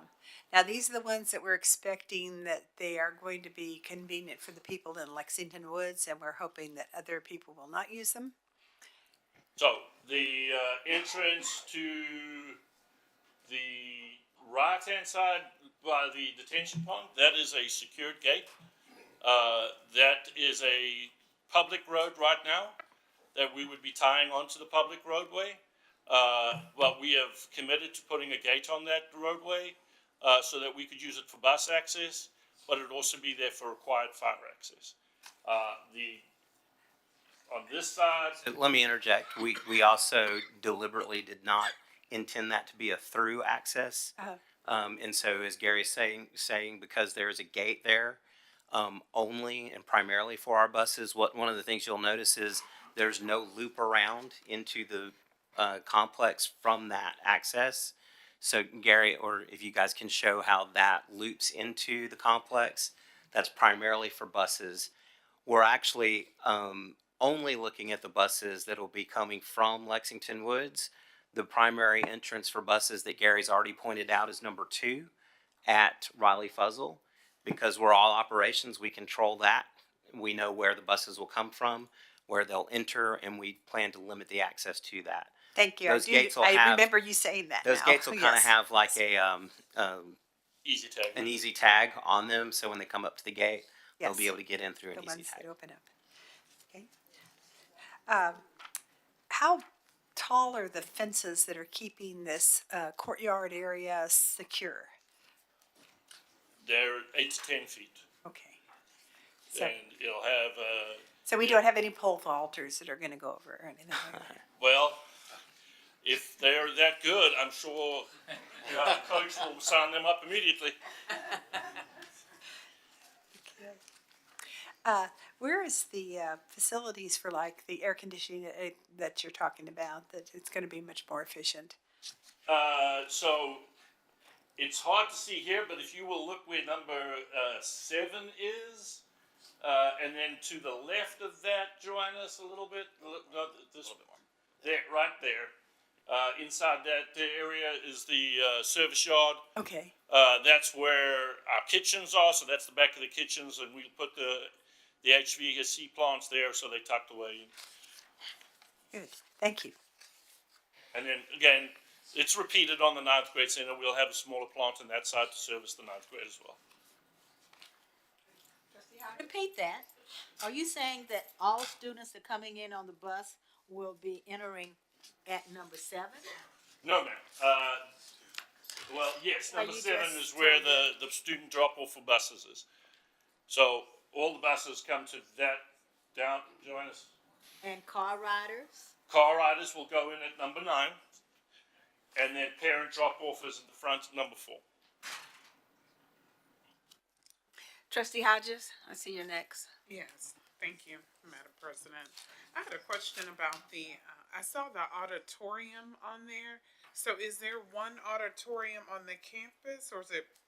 Yes, ma'am. It's a single auditorium for the campus. Okay, and you said it would seat 1,200? Yes. That Roughly 12, okay. it's that 1,200 number is give or take based on how the rows lay out, and we're still laying out seats and how the width of the seats, all of that is in flux, but it'll be around that number. So how many students are at Spring High School currently? 2,800, 2,700. Yeah, about 2,800 between the 9th grade and the high school. So the expectation is not to ever hold one we won't be able to have, we won't have the capacity to hold one assembly then? No, ma'am. Okay. That was Brenda, what about not a the arena? request from the administration. Can the arena?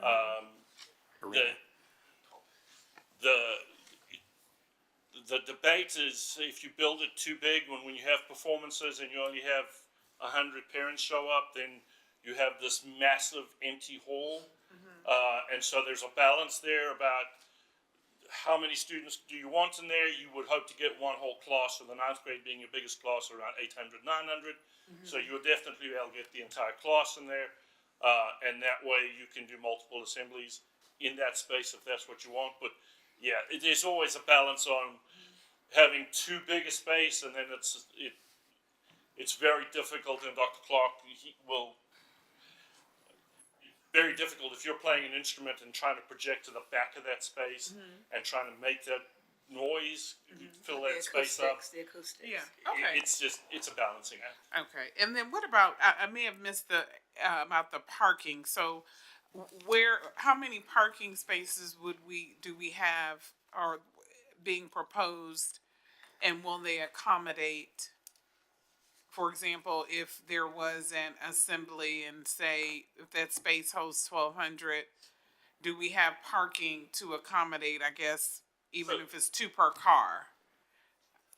So you should. I don't have the exact parking count with me, but if you look at number 8, that is the parking that you would use for the auditorium.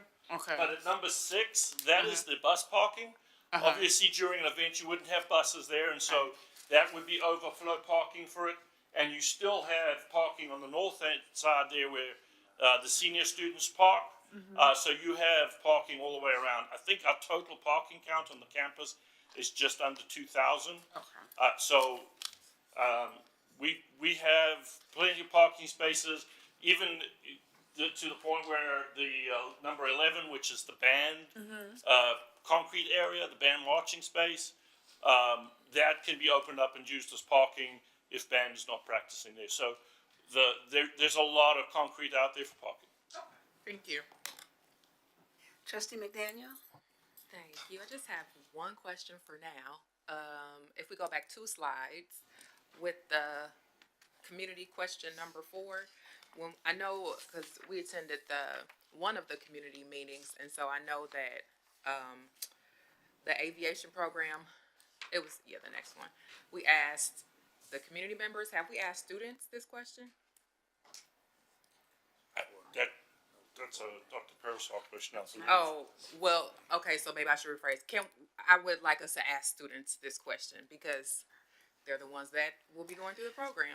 Absolutely. And that was one of the things that we had discussed before. There were some campus meetings with different groups, but we actually have another survey similar to the survey that we pushed out earlier in the process that reiterates these elements with the larger group, including students, parents, and we're actually pushing all the way down to the feeder school. So it'll include the students and parents in elementary and middle school that will feed to Spring High School. And you said that's a part of an additional survey coming out? Yes, ma'am. Okay. After the holidays. Okay. Just as many, because I know sometimes we push things out and we may have a sprinkle of students, but this seems like this is really a prominently student question, to see what they are most interested in. Thank you. That aligns with my question too, as far as I see we've had faculty meetings and community meetings, but how much input have students had in the process? So we've had meetings where we've requested students. Those meetings have not been very well attended. We are trying to get in front of more students, especially middle school students, especially students who are going to be going to this campus. So we are pushing through. It's just we've struggled with the timing. Exams right now at the middle school level, plus the Thanksgiving, and trying to get in front of the board with this meeting is just. We haven't given up on that. We're going to be in front of middle school students. We've targeted the 4 middle school campuses that'll be feeding into this, and I've had conversations with Craig, his team, and Nirmal and her team to get in front of them. We're gonna push into the classrooms so that we can have individual conversations instead of doing like a big assembly. That's been kind of the miss, is trying to do big assembly is hard to get, especially like the middle school students to be able to get attendance. And so what we're going to do is we're actually going to break up into teams, and we're going to go to the campuses and meet in the school classrooms. Smaller setting, gives the middle school students a little more comfort level to be able to speak to us, and we think we're going to get better feedback that way. That's So we're good. intending to do that as soon as we get back from the break. In the high school as well?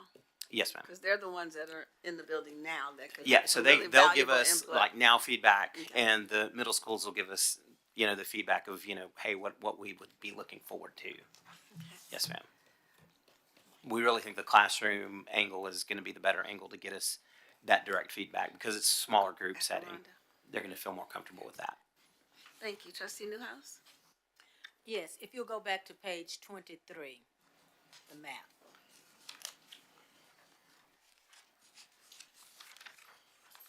Thank you. You indicated that number 1 and number 2 are the main entrance and the bus drives. Those are the two entrances onto the campus. Yes, ma'am. However, at the very bottom, where the community is, Yes, ma'am. I'm assuming houses, right there, I see a road coming in there. That's the one with the gate, ma'am. That's the controlled entrance. That It's is a only for controlled buses. But, I beg your pardon? It's for the buses. It's for our buses to go. Those students that are being picked up in Lexington Woods and Lexington North, those buses would travel through that gate. They will come through there. Yes, ma'am. Student cars will not be able to No, ma'am. come? Okay. Walking students that live in that community, They would have a sidewalk that would be able to get to the will campus they from that be point. able to walk Yes, Yes, ma'am. ma'am. from there? Other than that community, to the left, over by the well Yes, ma'am. there, I see the little squares there. Is that homes? Is that a community? That is a new community. Yes, ma'am. Okay, I see a street coming in from there. Yes, ma'am. And we tying in there, that is not going to be controlled. I do have to have some access from other ponds. The county is going to require us to have multiple access points to the campus. And so with that being a newer neighborhood, that was that's the one we picked as being the community access. And you hit exactly what I was concerned of, about safety in terms of only 2 entrances into this facility that will accommodate, I'm assuming, over 3,000 students. Yes, ma'am. And 3,000 students, and when you add teachers and workers and everything, you could have over 4,000 people there. And you only have 2 ways of coming in. Well, altogether, if we were to have an emergency, there would be 4 entrances, entrance and egress during an emergency, which is not unlike the current high school. The current high school only has I-45 as the main entrance, and then Cypress Wood. So we have about maybe 3 entrances at the current high school. So it's similar to that. We think because we have the longer drives, there's a lot more egress and ingress, like especially when we're talking about traffic to get onto the site. But the same holds to be able to get off the site from an emergency standpoint. Once we get up to Riley Fuzzle, if we were in an emergency situation, they would be able to exit in both directions. When we're at the current Spring High School, you can only exit in one direction at that feeder road. That poses a current safety risk. Here, because of the way it's designed, if we had to evacuate the property, you have a couple of different options for that purpose. But those are really good questions. Another one where I think that is also kind of developing in your question is overall traffic study. We heard earlier tonight about traffic studies and those types of things. The traffic studies are required for us to be able to do, and so we have to send those up. Those have been sent by our engineers for the traffic study and have actually come back with comments, if I'm not mistaken, gentlemen. And we're twice, and we're resubmitting them again for a 3rd time, and expanding even the reach of those traffic studies. The types of questions that you're asking in terms about ingress and egress are included in those traffic studies. We get feedback from the county on that, feedback from not only Brendan and his team, but also the subcontractors and the engineers that specialize in those studies.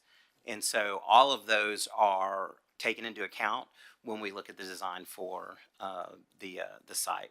I'd like to hear a little bit from Brendan. We haven't been able to hear from Brendan a little bit. One other thing before you leave Sure. that Well, too. so, ma'am, if I could step in here, one of the reasons that driveway is there, that is the closest roadway intersecting our site from the Spring Fire Department. So Loetta is just to the south of that. And so they would come right over the railway bridge, turn into Lexington North, and then they would be right at our property. And so that is your fire access. That's where they're going to go first. You have two parts of this question here. You have entrance two look like coming in straight through the campus and into the back of the campus. I'm looking at athletic events for parking back there for 15 and that. Yep.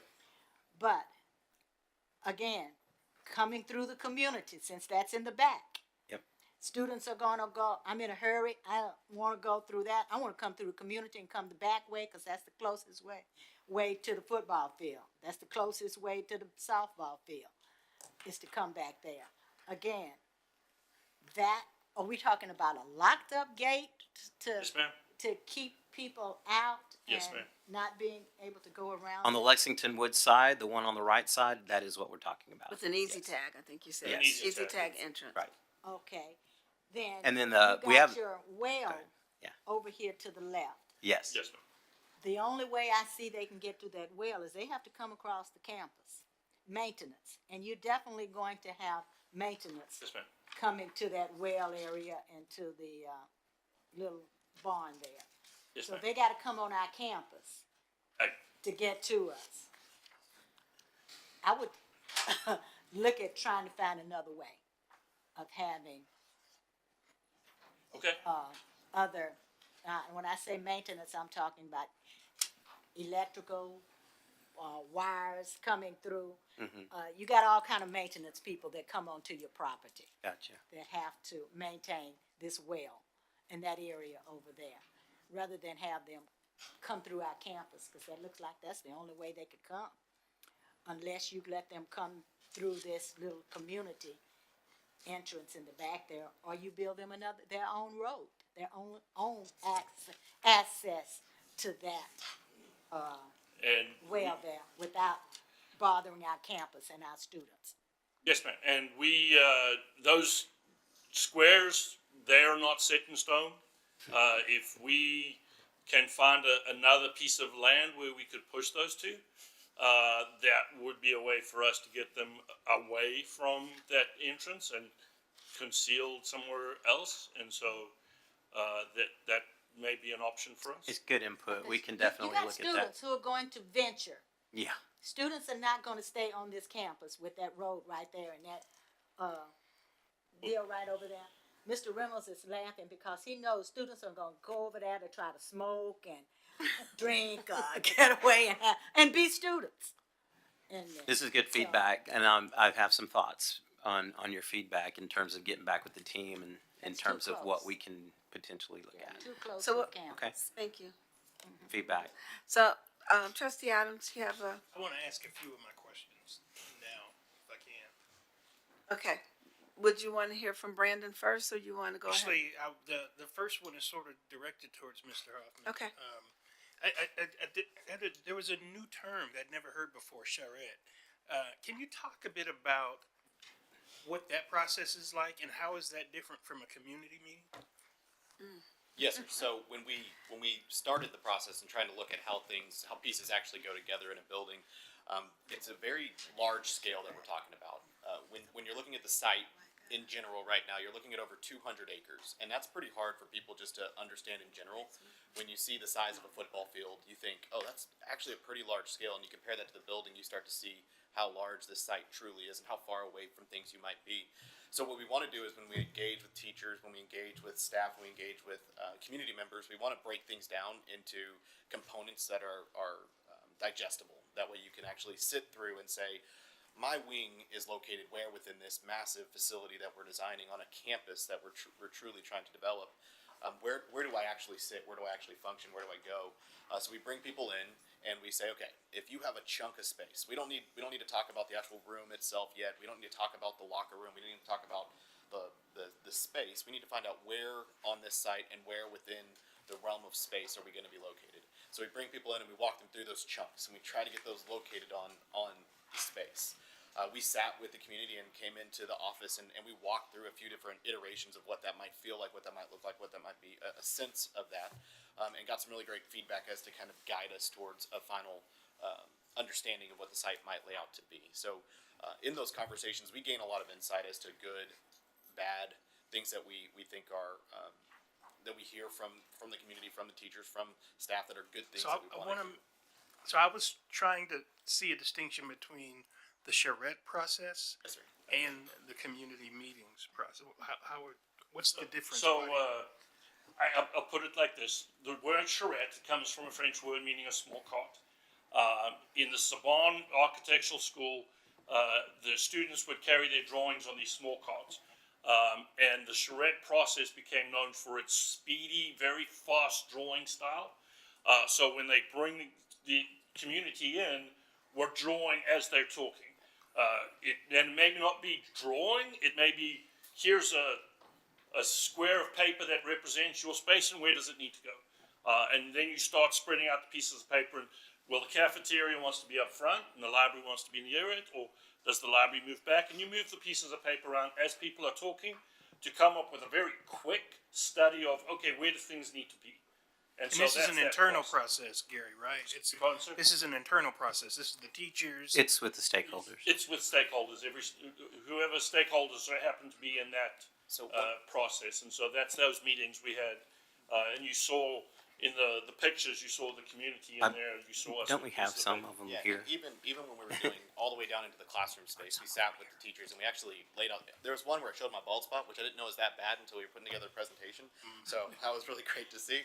But we sat with teachers and actually drew out the spaces to make sure we had an understanding of when you're using this classroom, how will you truly use that space? So that's part of the charrette tying into what are also the community meetings. Okay. Yes, sir. So I want to echo Trustee McDaniel's push for more student voice. As I looked at the pictures of the community meeting, I didn't see enough community there. I have concerns about the N that we're using when we're making some of the determinations that we're making about what we would like to see and what we would not like to see. And so telling me a percentage is, in my mind, not as useful as a percentage with an actual N that tells me that, like, your 44% could be 5 people out of 11. Yes, sir. I mean, I need to see what our community really thinks about this, which means more N's when we're making these determinations. I will have a bunch of extra questions, though. So, if I could step in, I know we've got a very long evening ahead of us. I have a very quick 2-minute presentation I would like to do. If we could go to that. And this may not. Can I answer ask you your question. Yes. before you do that, Brandon, do you have any more comments to make? Is there anything specific? We've had a lot of fun. I'm not gonna lie to you guys. We've had a lot of meetings. We've had a lot of conversations, and just being able to have this opportunity has been amazing. I think when you see, what Mr. Hutton's about to play, this is a large. 200 acres is hard to fathom. It is truly hard to fathom. And so when we put together this, what you're gonna see next, which is an animation, it kind of will fly you around and give you a sense of scale. It'll help to better understand how things are relative to the site. Whenever we do big developments, they're extremely difficult to truly take in from a 2D standpoint, from a representation, from a overhead view. So I think this will help a little bit. But welcome any questions, any conversations that need to be had.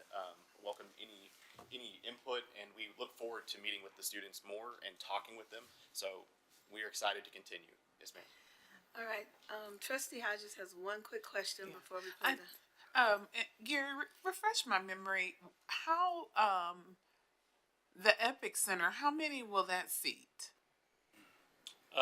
Epic Center in the arena is 5,000 in the on the floor configuration. It's 4,000 in the when it's being used as an arena for volleyball, basketball stuff. And then the 2 other spaces are 1,000 and then 200, 250. Okay, so all right. I just wanted to make sure it wasn't that it was larger than Spring. So, okay, as far as seating, thank you. Our auditorium's got Westfield and Decatur.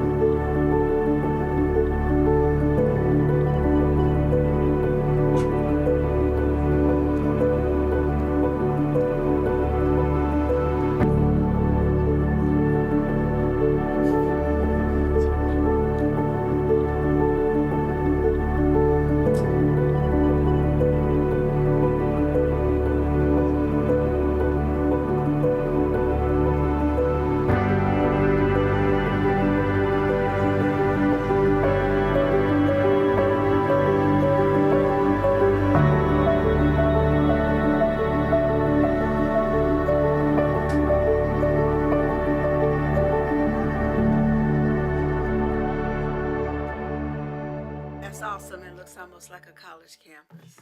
Thank you. And it gave us more room than we would have had rebuilding on the same properties. Yes, ma'am. And we're actually saving money, So- by doing it at another You just gave me chill location. bumps with that comment. So, we have some staff members from Spring High School. We're gonna ask to come up, speak here briefly. At the back of your, DD books that you have in front of you, there's a QR code that'll take you to that presentation with that slide in it. The animation. It'll also take you to a Kula. It's called Kula, and you can, when you open that, when you click on that link, you'll be able to like stand in those perspective views just to get a sense of scale. Wow. And okay. you can rotate, you push your finger across it, it'll rotate around. And then another thing you can do my kids have these little cardboard boxes that you can drop your phone into, and then you can like hold them up to your head. And you can look at it in a virtual setting as well. That's great. Okay, so here's what I'd like to do, because I have not given anybody a break, and we've been going 2 hours. Yeah. So I think the staff probably wants to go home, right? So why don't we do that, and then we'll take a break. Okay.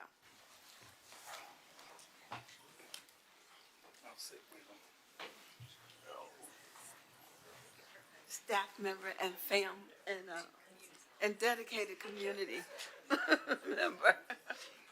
He invited me.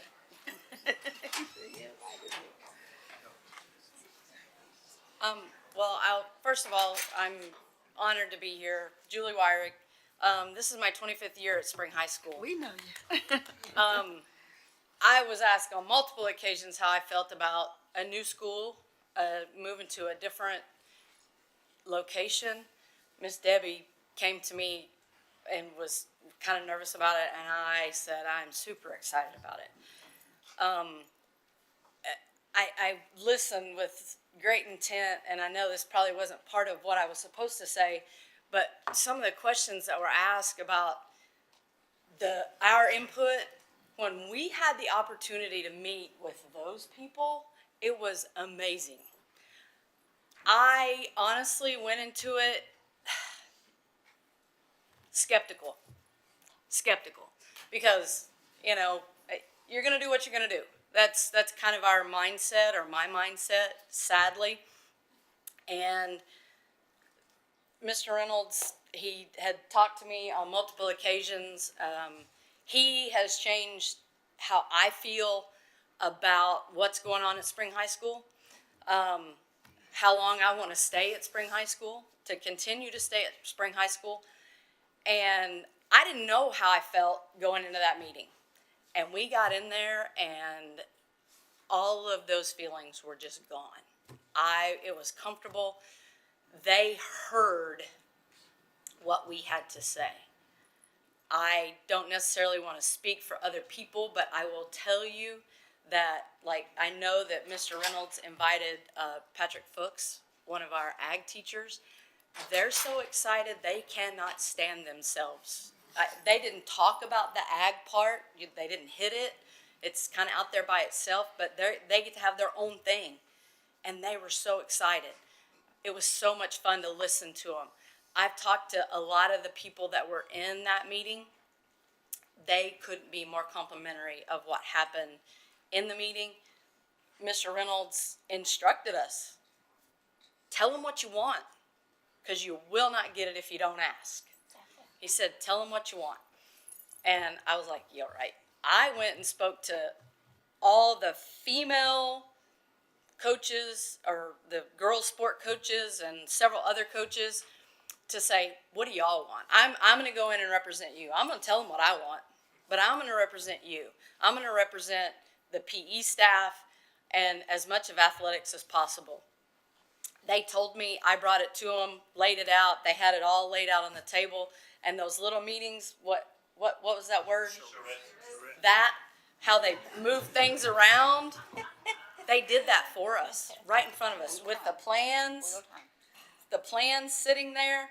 They had pieces of paper and they moved things and they drew things and they wrote notes. And I didn't know Mr. Hutton. Really, I knew who he was, but I didn't know him. And I'm telling you, he shot straight. He's a straight shooter. I'm not going to lie about that. But I respect it. And he asked me, did I want this or did I want that? And I said, well, I want it all. And he said, well, coach. But it was an awesome experience. And I appreciate Mr. Reynolds' input thus far, because I believe that he has the very best interest of our kids at Spring High School. Absolutely.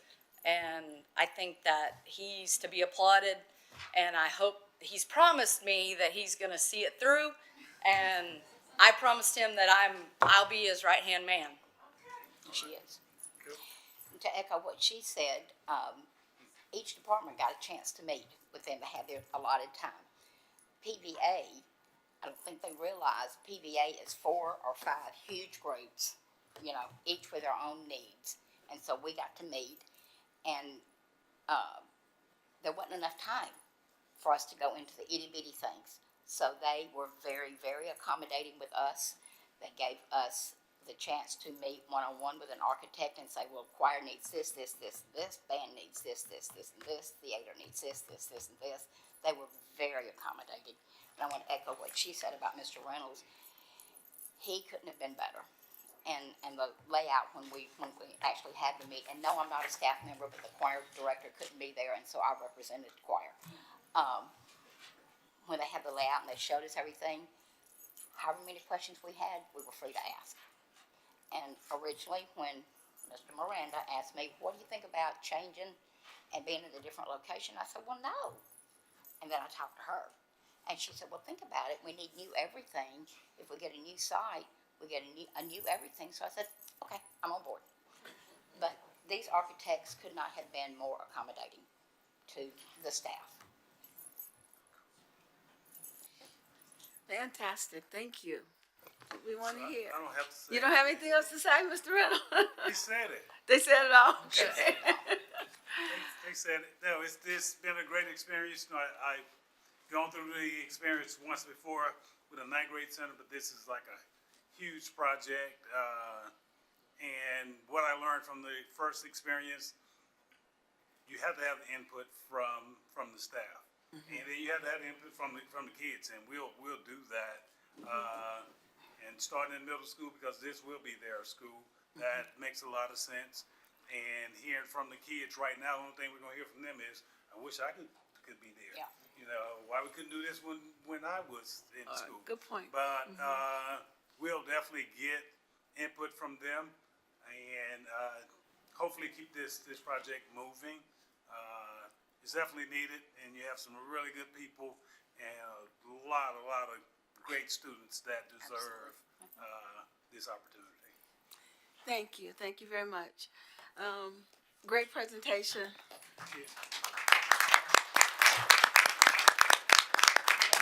I think what we've heard from, the board is they're looking for some student input and Mr. Reynolds' comments just really made a lot more sense to me about why we're looking at middle schoolers. And, if we can get that information back, along with some more feedback around the questions that were asked this evening, and then have another opportunity, maybe at the work session, to have another meeting before we actually have to take a vote. Yeah, and that's why I turned my mic on. We definitely don't want the board to feel pressured. This is a situation where we want you to be able to give us your feedback and ask your questions, which you have done. We do understand that there are more questions and there's more feedback that we'd like to obtain from students, and we're more than happy to do that. There's plenty of work for us to do between now and January that can keep us busy while we're still processing and still looking at things. And so absolutely no pressure from us to be able to do that. We'll continue to work on the things that we have to be able to work on. Between the Thanksgiving holidays and the Christmas holidays coming up, and all of the hard work that we have been doing, as you can see, everything's just catching up to us. So one last thing. we'll do that. Okay, Yeah. we did have some comments from the community on the agenda tonight. We'll follow up So on I that. don't know if you want to speak to those today or at our next meeting. I think it'd be probably a little more appropriate to speak at the next meeting as Sounds well. good to me. We will have continued conversations with community members. Okay. And I will provide some additional information to the school board on the conversations that we've had to date and the conversations that we plan to continue to have with our community members. We appreciate that. Thank Yep. you. I'm going to go ahead and give everybody a 10-minute break, okay? And so we'll start back in 10 minutes.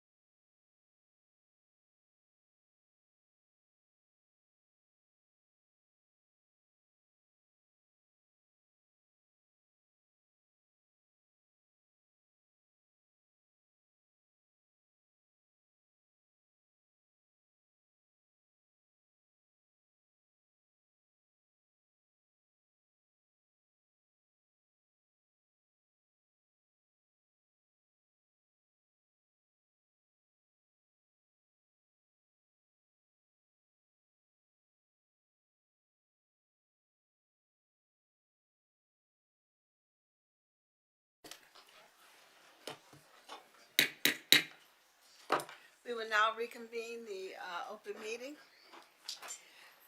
Our next item, I'd like to recognize our Chief of Academic and School Leadership, Dr. Craig Clare.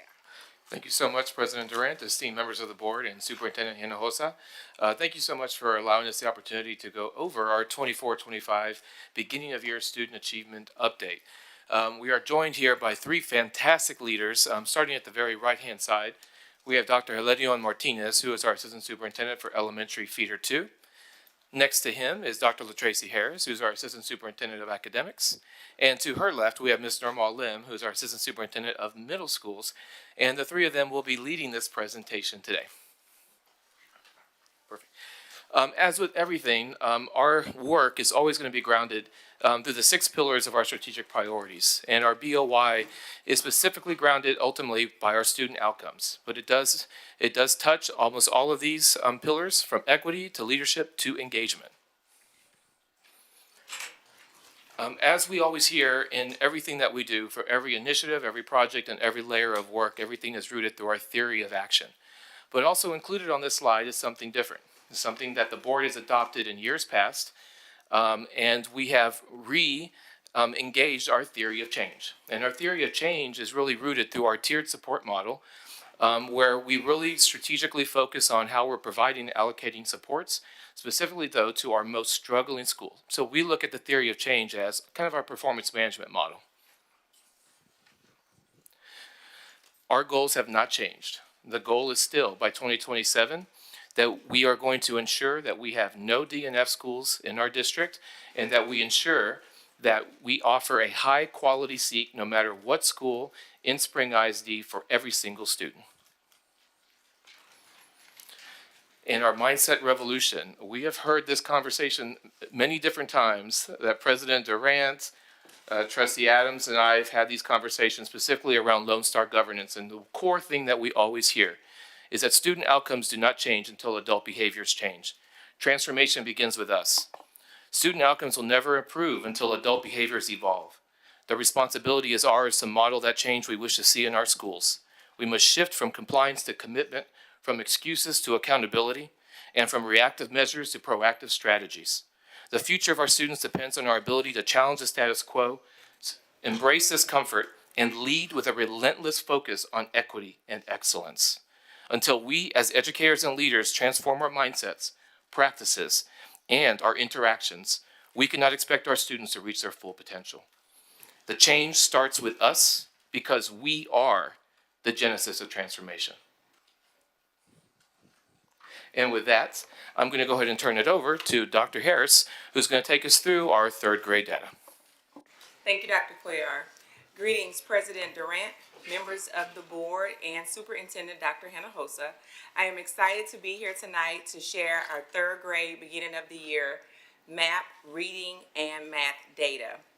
As you know, MAP is a predictor of how our students will perform on the STAR assessment. So we analyze this data and we implement strategies to ensure that we see gains. We know that our students, if they perform well on the MAP assessment, they are predicted to show those gains on the STAR assessment. So I want to get started with our 3rd grade MAP data, starting with reading. Looking at the data presented on the screen, we see that last year, 51% of our students scored on or above grade level. This year, 48% of our students scored on or above grade level. Although our starting point is 3 percentage points lower, it is important to note that we tested our students 2 weeks sooner. And the goal for that was to ensure that we have adequate time to provide the support needed to reach our end of the year goals. When looking across demographic groups, we see a slight decrease in our demographic groups except for our gifted and talented students. In our 3rd grade math assessment data, 50% of our students scored on or above grade level last year, and 48% of our students scored on or above grade level this year.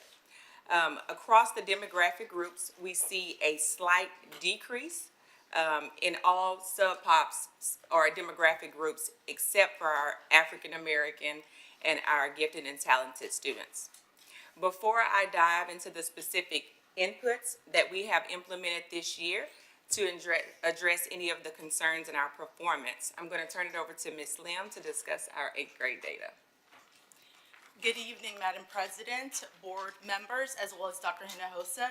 Thank you so much for giving me the opportunity to present on our 8th grade MAP data for reading and math, as well as the inputs that we have implemented this year so that we can increase our MOY middle of the year outputs. Our campuses are currently taking our middle of the year MOY MAP data right now as well. So just to go into our 8th grade MAP data, again, like Dr. Harris stated, this is a comparison between our 23-24 and 24-25 beginning of the year data. There is a slight decrease in our 8th grade overall, as well as in the demographics of our African American students, Hispanic, and special education students. However, there is an increase in our emergent bilingual students and our gifted and talented students, maintained at 97%.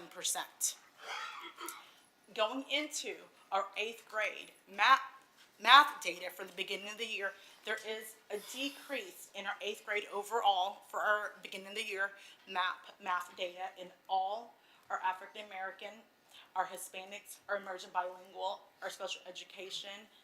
There is a slight increase in our gifted and talented students. I'm going to go ahead and turn it over to Dr. Harris, which will discuss the academics high leverage focus areas. Thank you, Ms. Lim. To ensure that we see growth in our students' performance, we have implemented very specific and targeted high-level strategies.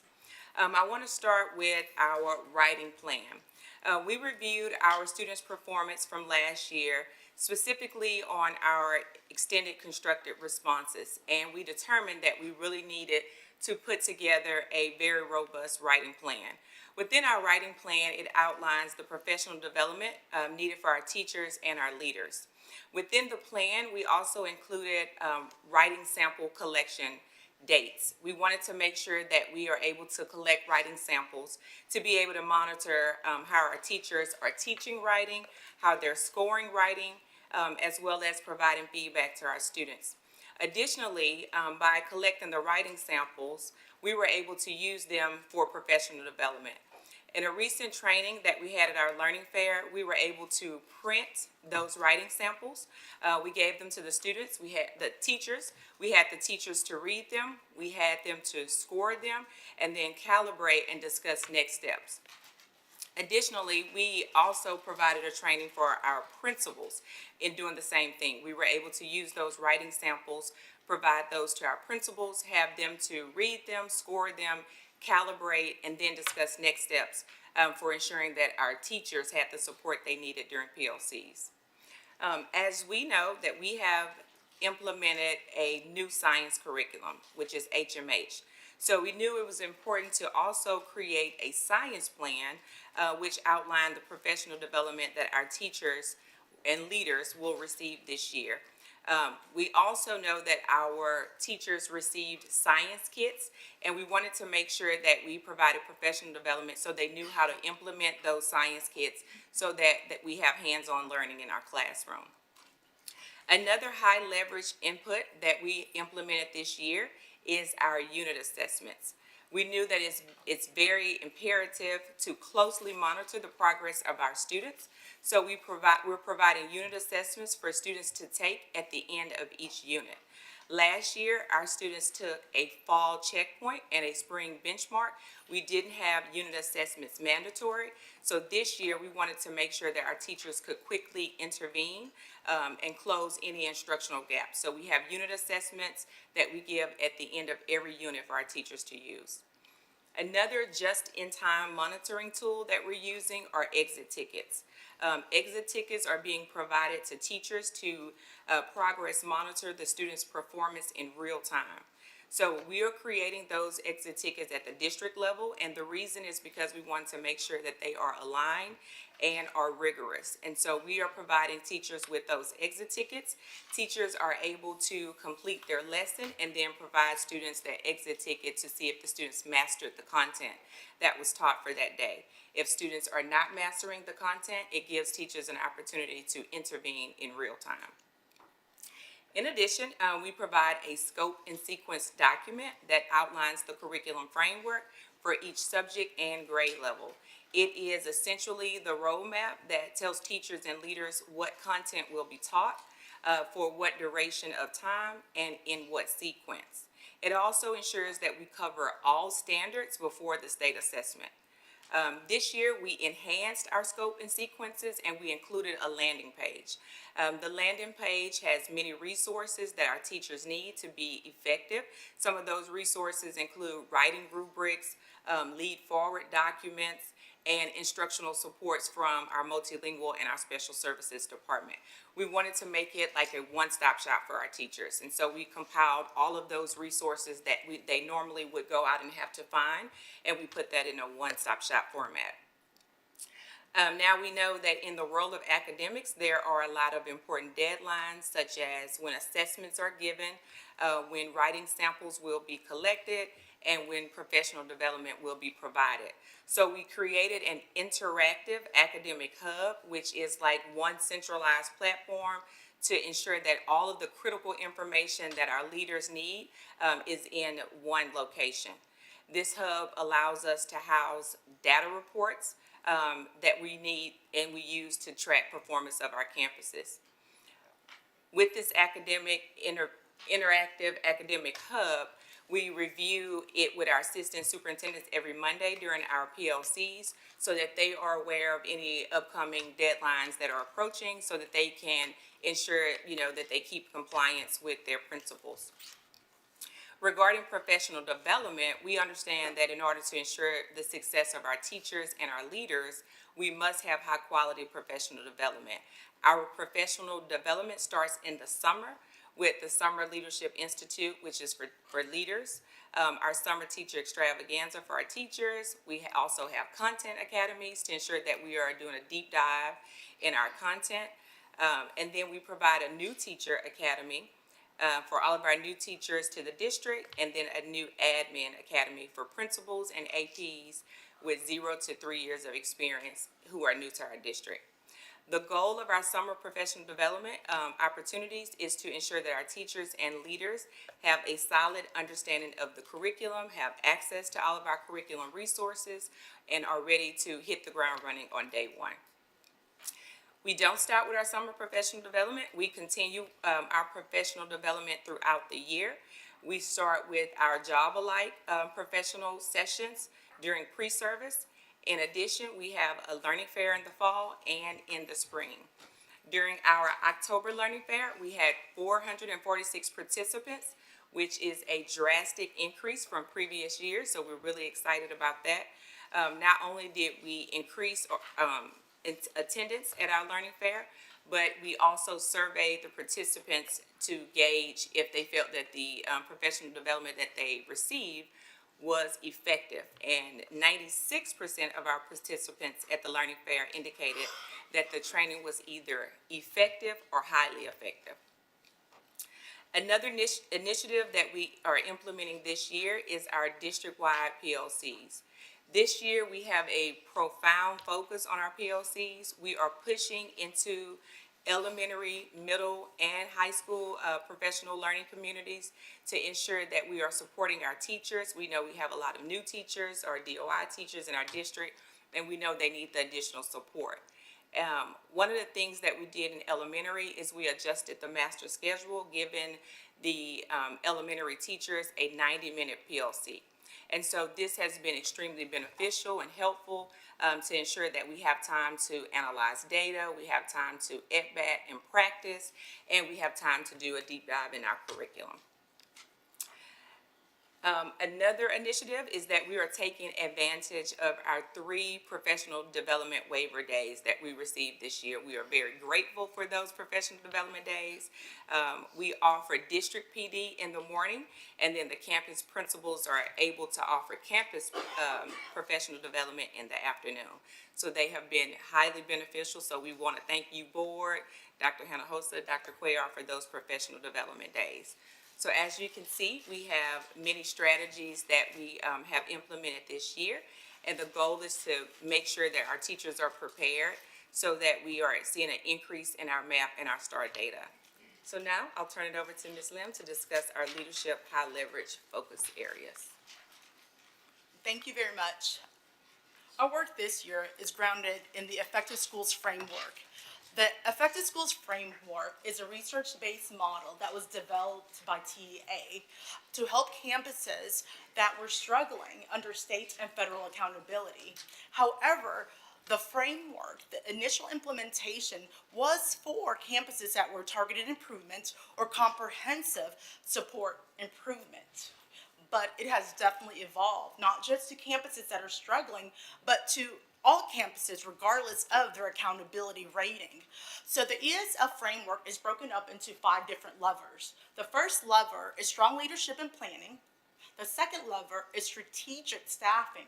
The third lever is positive school culture. The fourth lever is high quality instructional materials and assessments. And the fifth lever encompasses all. It is effective instruction. Each lever comes with an essential action. However, I'm going to speak on the lever that encompasses effective instruction. So under that, the essential action for that lever is 1, professional development. 2, building capacity by providing teachers with coaching and feedback. 3, data-driven instruction. And the 4th is multi-tiered supports for our students in order to close the gap. So what we've done differently also this year is we've added our professional learning communities. Dr. Harris mentioned it. On Mondays, we do meet. Last year, we met at the admin building. So we spent about 60% of our time at the at our campuses. However, this year we've moved it to a campus. So this year we spend about 80% of our time now. So it's broken down to 2 different time frames. So the first time frame is our meeting in the morning with our leadership team. We meet at a campus. So all the assistant soups, and Dr. Cuellar, we do an instructional walk first. And within that instructional walk, that gives us the ability as a leadership team to 1, calibrate our instructional lens, 2, provide feedback to the respective assistant soup so he can or she can provide it to their principal. But for me, coming from a middle school lens, I miss elementary, and so it gives me the opportunity also to see elementary readiness, but also for the elementary assistant soups, it gives them an opportunity to also view the expectations of middle school as well. So therefore, we are aligning our instructional lens. The second portion of that is we meet on another campus, same day Monday, but in the afternoon at a different campus. So we are still at the leadership team meeting. However, we have included then the academics department. And so with the academics department, we do have advanced academics, we have multilingual, we have special ed, and we also have curriculum as well. Again, both meetings, we do convene and we discuss agenda items, but again, however, we always have an instructional walk. So even in the afternoon meeting, our academics as well as our leadership team walk the classrooms, Then again, we come back and then we give the feedback to our respective assistant soup, and then he also or she also gives it to the principal. With the academics component of it, it gives a different lens. Multilingual might be looking for listening, speaking, reading, and writing. They might be looking for those linguistic accommodations or supports. Special ed might be looking for the implementation and the evidence of supports or accommodations. Advanced academics might be looking for the rigor and the enrichment component of it. Curriculum might be looking for, again, the implementation of curriculum and the rigor alignment. And so, again, we have moved to the actual campuses. So we do visit on Mondays 2 campuses as well. Moving into our third section is our professional development for our Tier 3 leaders. What is different this year is our Tier 3 leaders are a part of an academy called USHCA, which is the Urban Schools Human Capital Academy, and that is an organization that is dedicated to human capital. So our principals are the human capital leaders of their campus. And so we've partnered with our human resource department to tailor and provide specific PD to our principals in terms of their talent management, strategic staffing, and leadership development. And when I say talent management, how do we recruit, develop, but retain our effective teachers? And that leads into a culture building piece also. With our strategic planning component of it, how do we identify and address the gaps that we have in our talent pool? But also, how do we also maximize our staff and our resources so that we can maximize our outputs? And again, our outputs are student achievement. A third component of it is leadership development. How do we sustain our systems within our campus, but then how do we also grow our aspiring leaders on the campus? Leadership development. We want to definitely grow our own and build our bench. The next component is our campus instructional rounds. And this, again, is something that is new. Our campus instructional rounds are designed to be collaborative with our principals and their leadership team to address any key challenges and, again, looking to improve student outcomes. This is a collaborative effort. The way our campus instructional rounds are formatted, the principal and their leadership team present the data of the campus. Then they pitch their problem of practice. What key areas or focus areas would they like feedback on? They present it to their assistant soup, and I normally am with the secondary assistant soup, Ms. Tracy Walker, because again, we want that vertical alignment, 6 through 12, as well as the different departments that are there. And the different departments, again, that are there, SPED, multilingual, as well as curriculum, as well as our lead principal. We conduct our walkthroughs. Again, this is not evaluative. This is only for feedback. So from the walkthroughs, we look for the problem of practice that the campus has asked us to look for and to give us feedback on, whether it is, adjustments or tweaks, or what do they see. We come back then, and with the assistant soup, we give the feedback to the principal and to the campus. And that's, again, a component, continuous improvement with observation and feedback, that coaching piece of it for our teachers as well. Our last component is tutorials and Saturday school. That goes back to our multi-tiered support system and in closing the gaps. So last year, we didn't have tutorials roughly until January. However, this year, our tutorials, whether it is before school, after school, and on Saturdays, it's been moved to September. They started in September. So we know the sooner that we address the issues and the gaps, the sooner we're able to close them and address them. So now I'm going to go ahead and turn it over to Dr. Martinez, and he will speak on the progress monitoring components of this. Thank you, Ms. Lim. Good evening, President Durant, members of the board, Dr. Hinojosa.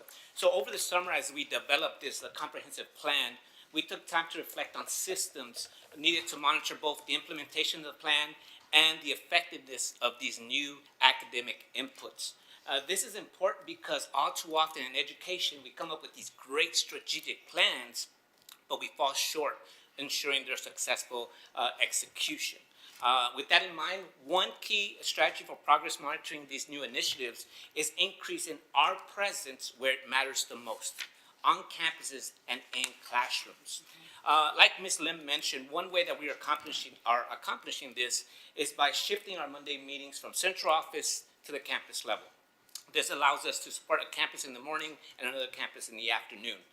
This approach has strengthened our partnership with both our principals and our departments by allowing us to collaborate directly in the field and in real time. While on campus on Monday, we also take the opportunity to inspect what we expect.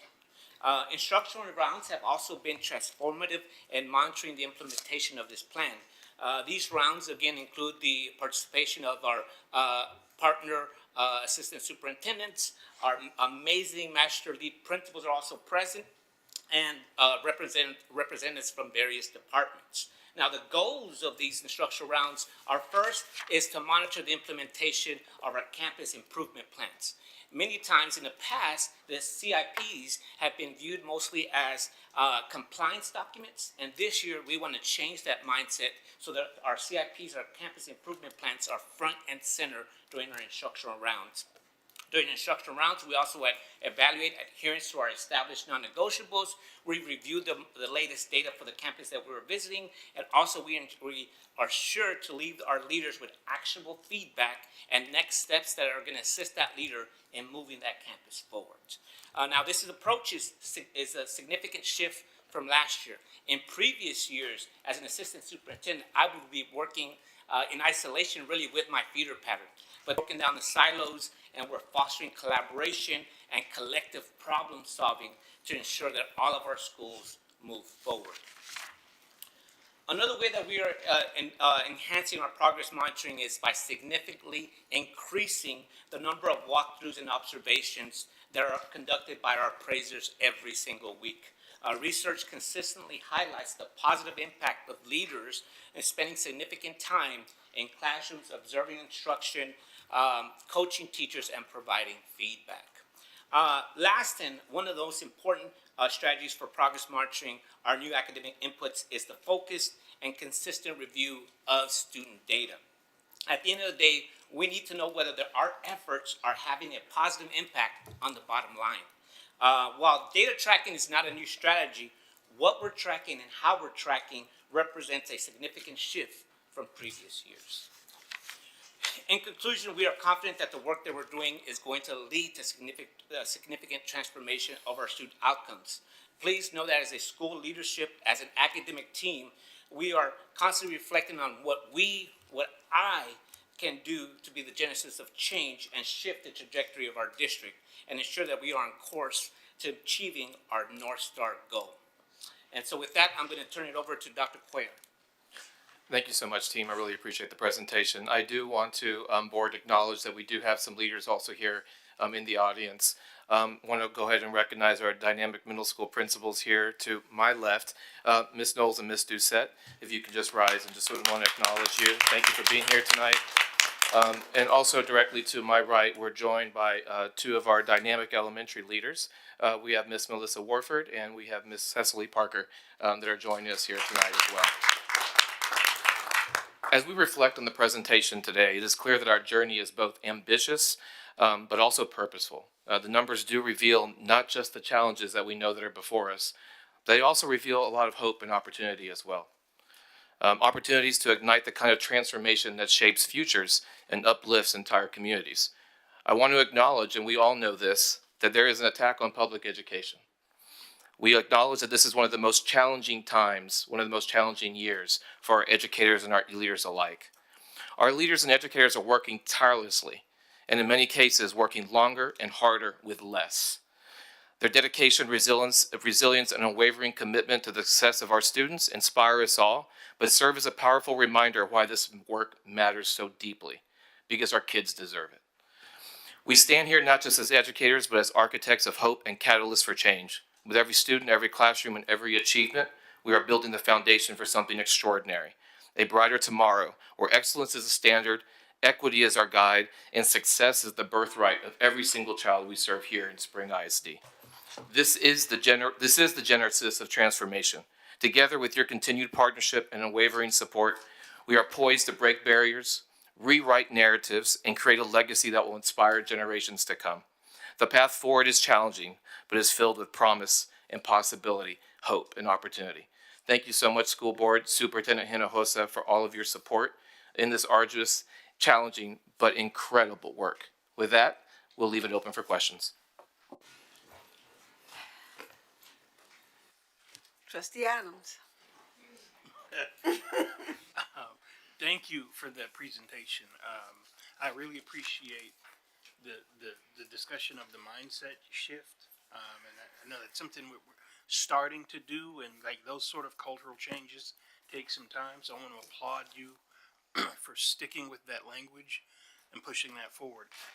I do have some questions about the assessment data and the way we're looking at it and thinking about it. If you could go to the slide that shows the third grade map reading.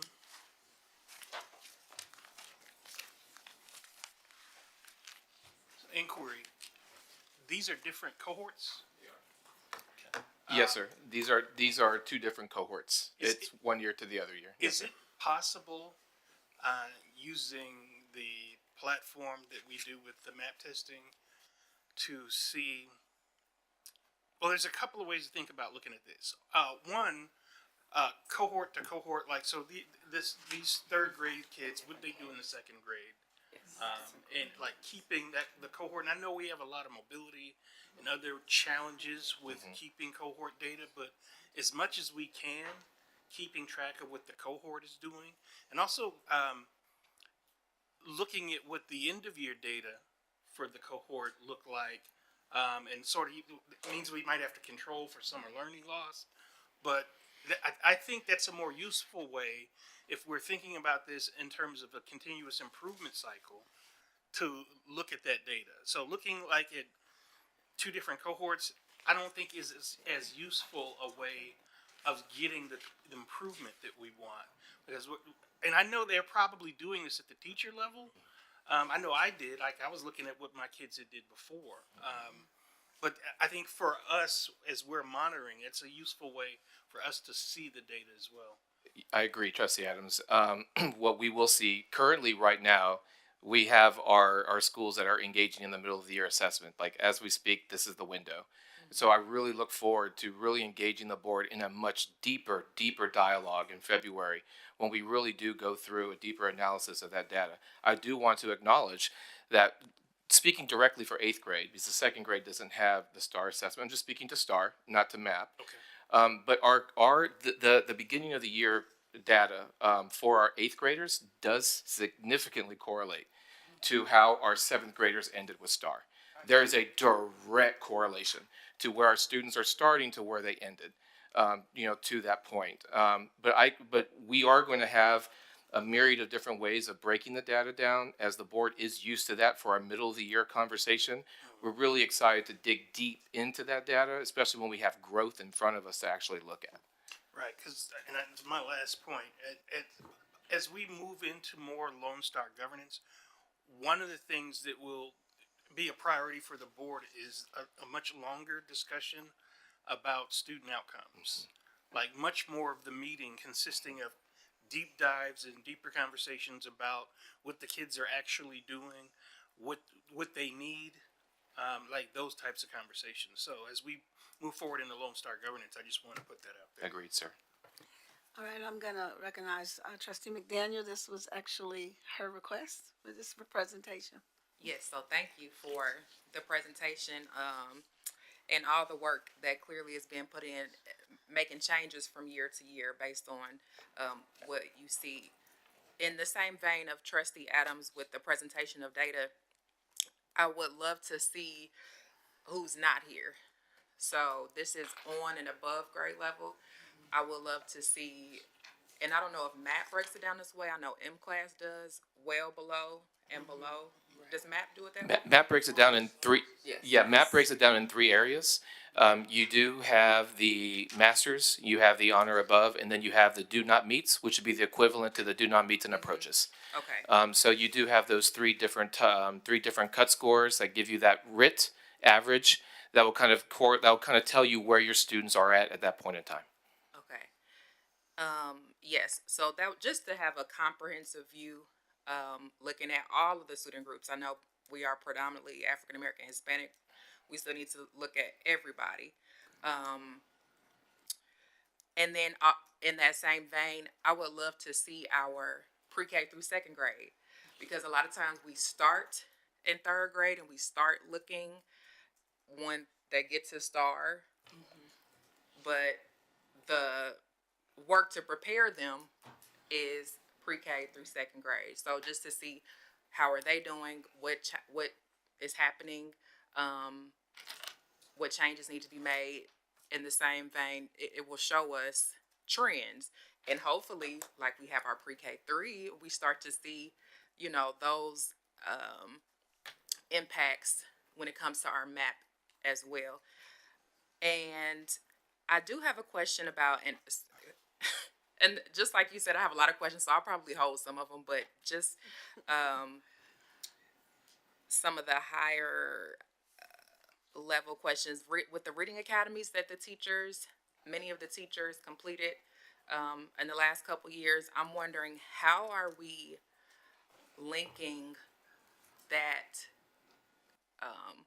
professional development, content knowledge, however you want to say it, to what teachers are implementing in the classroom? Like, how are we pulling that into what they're doing? Because if it could be like they took it online and then poof, how are we making sure that it's being implemented and finding the links in the curriculum? That's a very good question. For last year, the reading academies were modules that they were participating in. This year, it has to be face-to-face.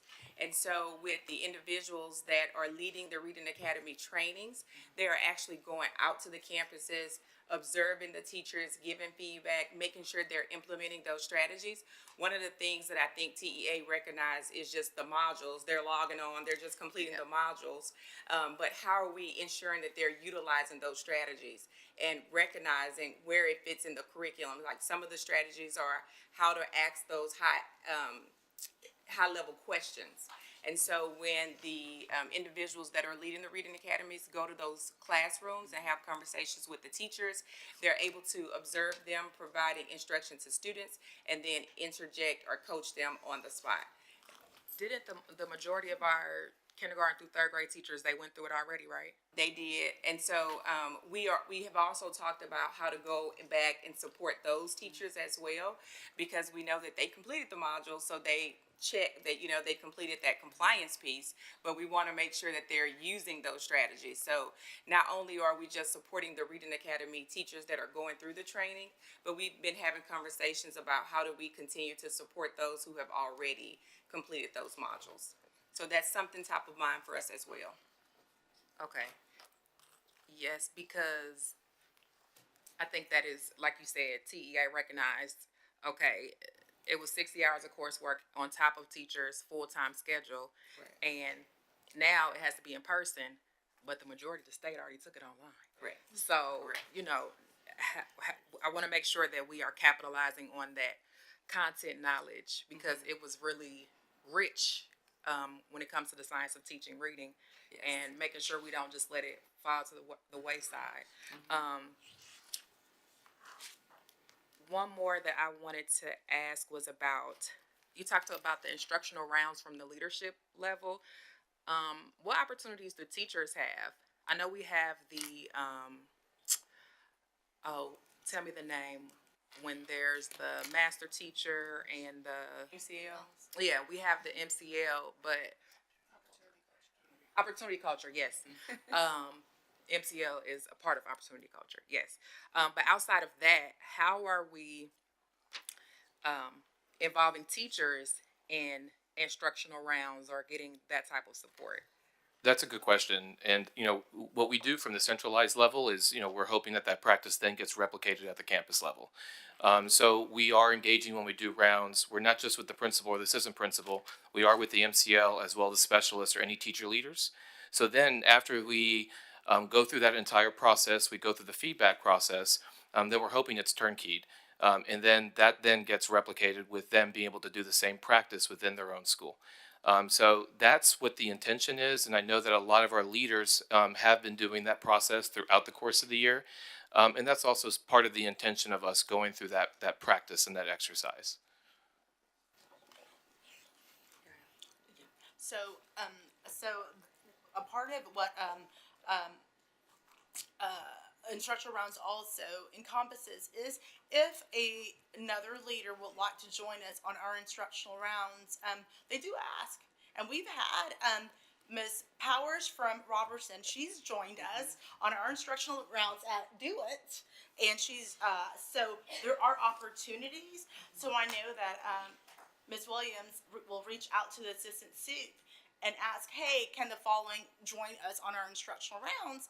And I'm all for it. So I've had like elementary, elementary aspiring leaders join us also at the middle school level because they're not quite sure, do I want to stay in elementary or do I want to go to middle school? And I'm like, yeah, please join us. And that also gives us a different lens for us because we're hearing their feedback, but it allows them also to see a different level and a different campus, and it allows the teachers collaborative work as well. So example, when we went to do it on their instructional rounds, Ms. Powers observed Ms. Corson, and they actually shared ideas. And so that goes into that collaborative component. But is it something that we just invite? We don't, unless Ms. Williams does ask us, hey, can the following people join us on our instructional rounds? And so, And at the elementary level, trustee, so the instructional rounds is something new, and it's something that's evolving and getting better, I guess, with every passing week.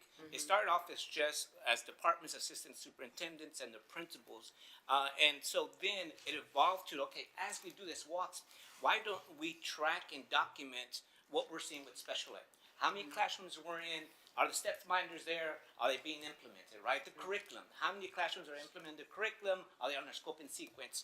And so I think it's evolving, and I think that's maybe an area where we can improve, where we allow our teacher leaders to walk with us.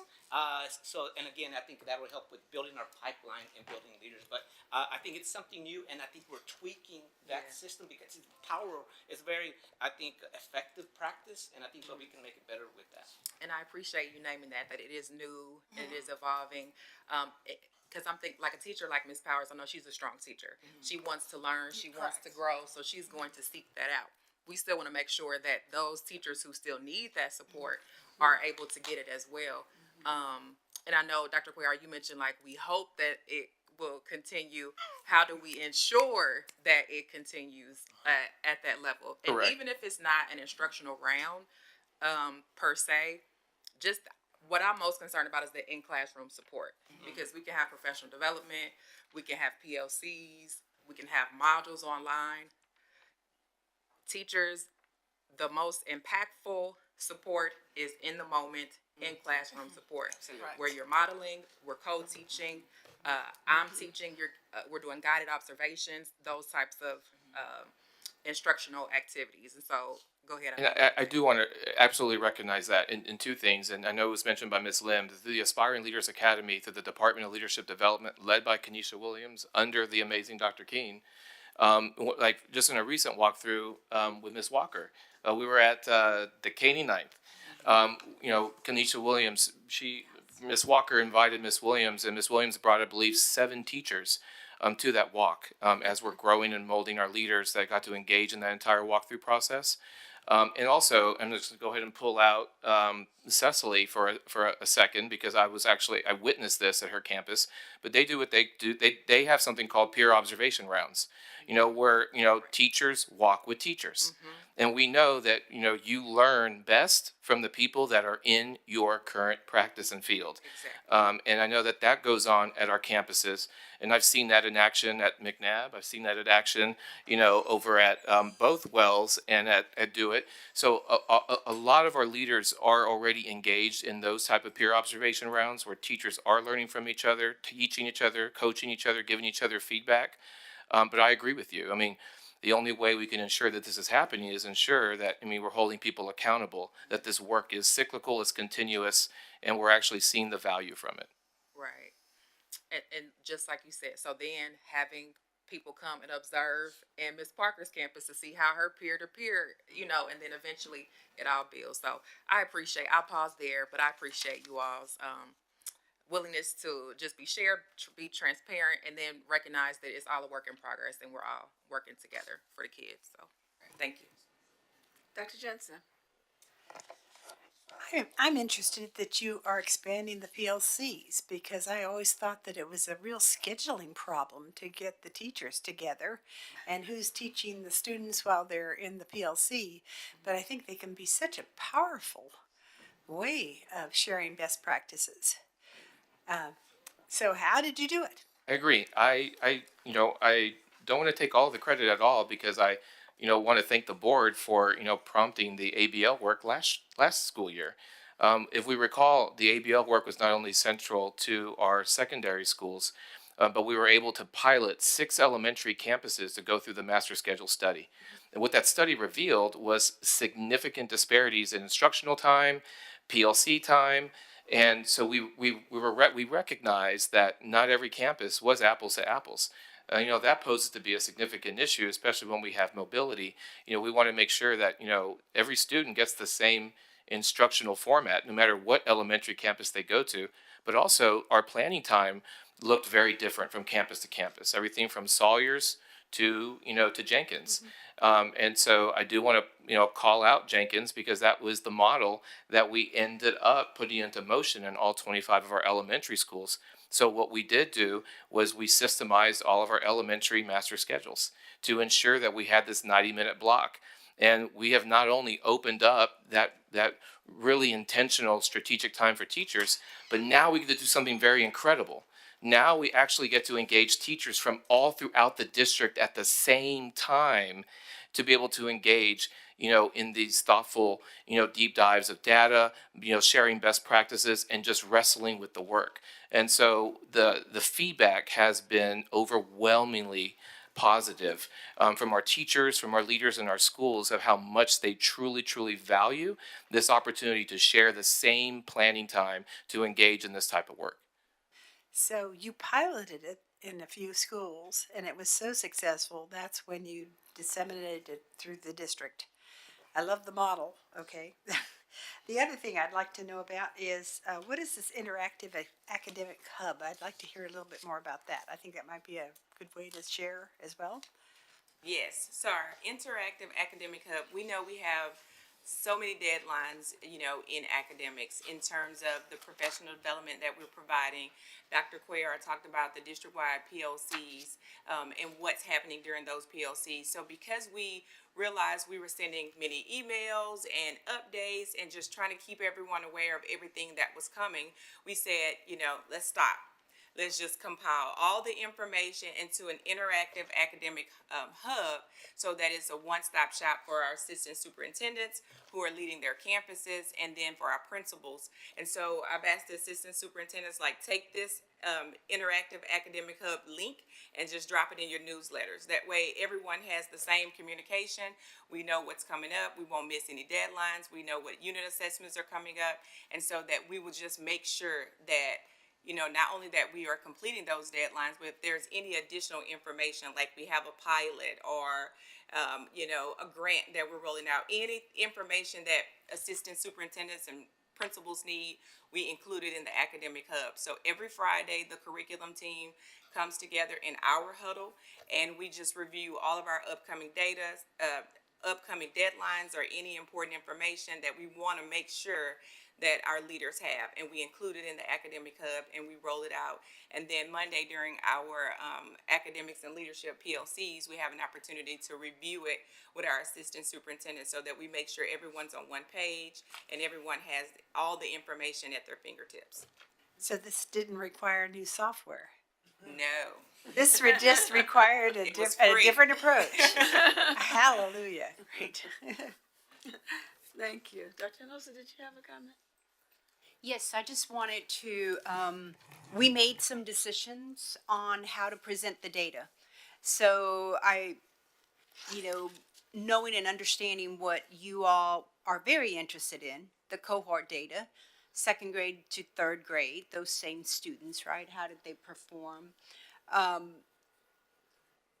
Having this discussion with the team, understanding all the beginning of the year data. I think Dr. Cuellar and the team made the decision just to present the goals that are in our district goals, right, which are the third grade and eighth grade data, and just to present the straightforward numbers. They made the decision not to dive into all of the data that we know that you're used to seeing, and that we've asked over and over again. But I can assure you that in my discussion with Dr. Cuellar, our middle of the year data will have all that. Beginning of the year data is just that, right? There's so many things that are out there, and what we really wanted to focus on was for the board to get a better understanding on the plan that we have, how it's being implemented, and most importantly, the monitoring piece, because I think Dr. Martinez said it well. We've been very good in the district of having great plans, and many other districts take our plans and have a lot of success, and we just seem to not get off the ground. So our focus this year has been not only in developing the plan, but implementing and the monitoring piece. So today, the data was very light, as you can tell, what 4 slides, and that's not what we're used to. We will have that full set of data with the middle of the year, because the middle of the year data does do the predictability for the STAR. This BOY data does not do that. It's the middle of the year data. So the team will bring back the full data, slicing and dicing. We will look at pre-K all the way through, because we do know, and we have historical data here in the district, that this pre-K program is the cornerstone of our success. So we'll have all that for you. But tonight, I think the team and what we really wanted to get across was, what are the strategies? What are the inputs that we have? What are the outputs? And how are they being correlated to our strategic plan? So we hear you, and that was the decision that was made at this time, but middle of the year, you'll have all that data. I know this presentation was in your handout, but you probably saw it and said, where's the data, right? So we hear you, and we had that discussion, but we'll bring back, when we're here for the middle of the year, all of that. And you'll know the strategies that we've implemented, so we can just go back and be able to say, this strategy worked, this didn't work. Because the inputs have been strong and faithful week after week. We'll know middle of the year if it's working or if we have to pivot. So I thank you for the reminder, and we'll have all that. I thank you for the presentation. I thank the board for their questions. I think Trustee Adams, if you have one quick question. I mean, Okay. just, I'm trying to move us just for a little bit of additional, like, food for thought as we're collecting data. I know we do have some campuses that are high mobility campuses. So as we disaggregate the data, if it's possible to pull out those kids, I'm reasonably sure, but I might be wrong about this, but the districts that we trade kids with are also using MAP. And so if it's possible to develop that relationship so that when those kids come, their MAP data, whether it's BOY, MOY, or end of course, that data comes too, so that we can, track that and know where we are with those kids as well. And we do have data, Ms. McDaniel. I know we looked at it last year, so I'll make sure that the team pulls it. We do have all of the data of our teachers that have attended the Science of Teaching Reading, the STR. And last year we were able to compare those teachers to their MAP data. And so we'll make sure that that gets pulled again. If you attended STR, how are your students performing? And last year we were able to show that the teachers that attended the STR training had higher MAP scores. So we'll pull that data again and look at that correlation. Thank you. We appreciate your presentation this evening. Thank you. Thank you. Our next item is the election of board officers. In accordance with the board policy BDAA, the Board of Trustees shall elect a president, a vice president, secretary, and assistant secretary at the first meeting of the board following the election of trustees. First, however, the board will recess into a closed session pursuant to Government Code Section 551.074 for the purpose of discussing the qualifications and duties of the board officers, and the time is now 10:25 p.m.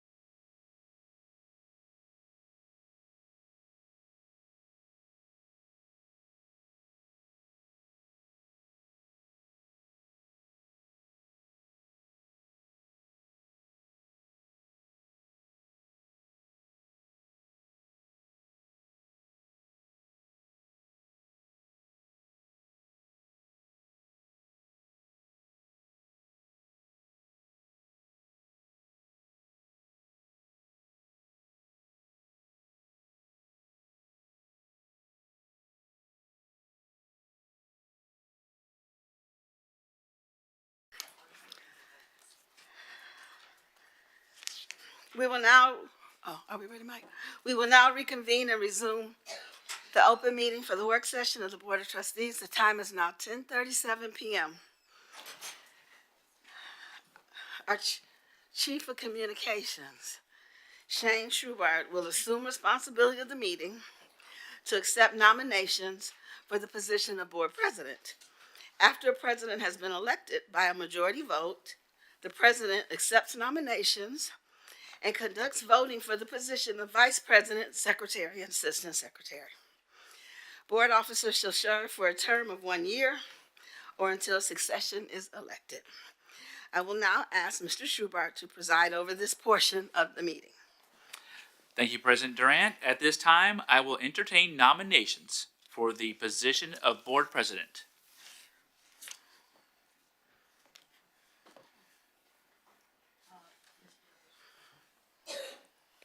Mr. Schubert, Mr. Acting Chairman, I'd like to nominate Justine Durant for Board President. Second. Are there any other nominations? As there are no further nominations, we will now vote. All those in voting for Ms. Durant as Board President, please raise your right hand. All those opposed? Motion carries. Ms. Durant has been elected as Board President. Congratulations. Thank you, Mr. Schubart. Thank you, and thank you for the confidence from my colleagues. At this time, I'll entertain a nomination of the position of Board Vice President.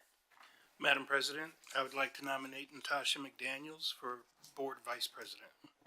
Second.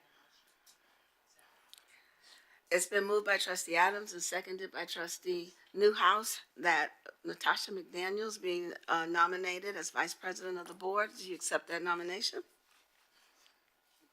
Yes, I accept. Okay. Is there any further nominations? Okay, we will now vote. All those in favor of Natasha McDaniels as Board Vice President, please raise your right hand. And that motion carries unanimously. Congratulations, Trustee McDaniel. Thank you very much. At this time, I'll entertain a nomination for position of Board Secretary. Madam President, I nominate Trustee Kelly P. Hodges as Board Secretary. Second. It's been moved by Trustee Adams and seconded by Trustee McDaniel that Trustee Kelly P. Hodges be nominated as Board Secretary. Trustee Hodges, you accept that nomination? Yes, Madam President. Are there any further nominations?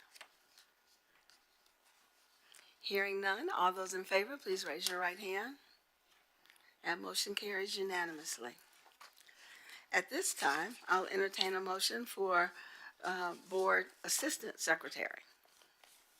President Durant, I nominate Rhonda Newhouse as Assistant Secretary. Second. It's been moved by Trustee McDaniels and seconded by Trustee Adams to nominate Trustee Newhouse for Assistant Board Secretary. Trustee Newhouse, do you accept that nomination? Yes, I do. Are there any additional nominations? Hearing none, we'll call for the vote. All those in favor, please raise your right hand. That motion carries unanimously. We now have our 2025 slate of officers. Okay.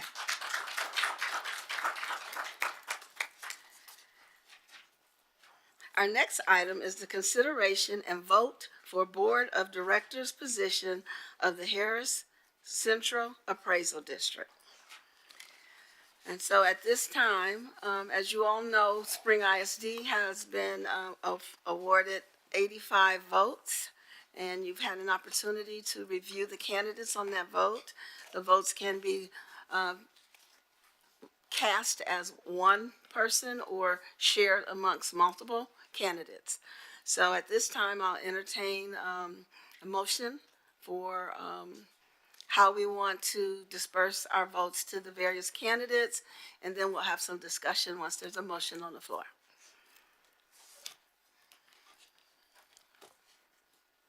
Unless you guys prefer a discussion prior to the nomination? What do you want to do? Prior. Okay, then I'll open the floor for discussion. I looked at the Harris County, or Harris Central Appraisal District, otherwise known as HCAD. And it turns out, we have a, worth of property greater than, some states. And also we have, billions of dollars, approximately 895 billion, so we're almost $1 trillion, in, total property value. I'm bringing this forward because I feel like we really need a CPA on the board, and it was not mentioned the other night. Now that I've done a little more research, I found that Bill Frazier is the only CPA. There are other people, some of them are lawyers, some of them are MBAs, some of them are business majors. You know, there's no one awful that I have found.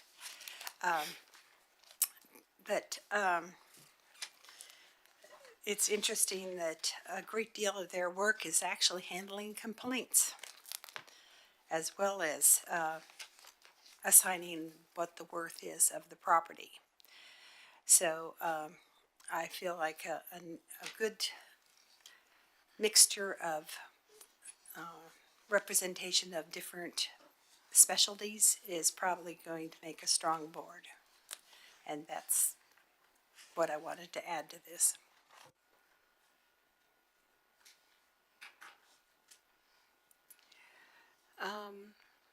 I don't know if anyone else has done any research.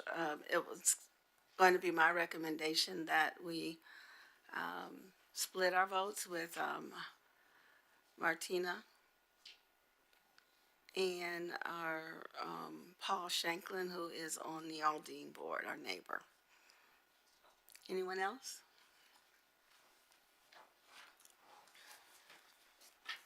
I can Okay, speak guys. for Paul Shanklin, Mhm. who's on the Aldine board, and that's it.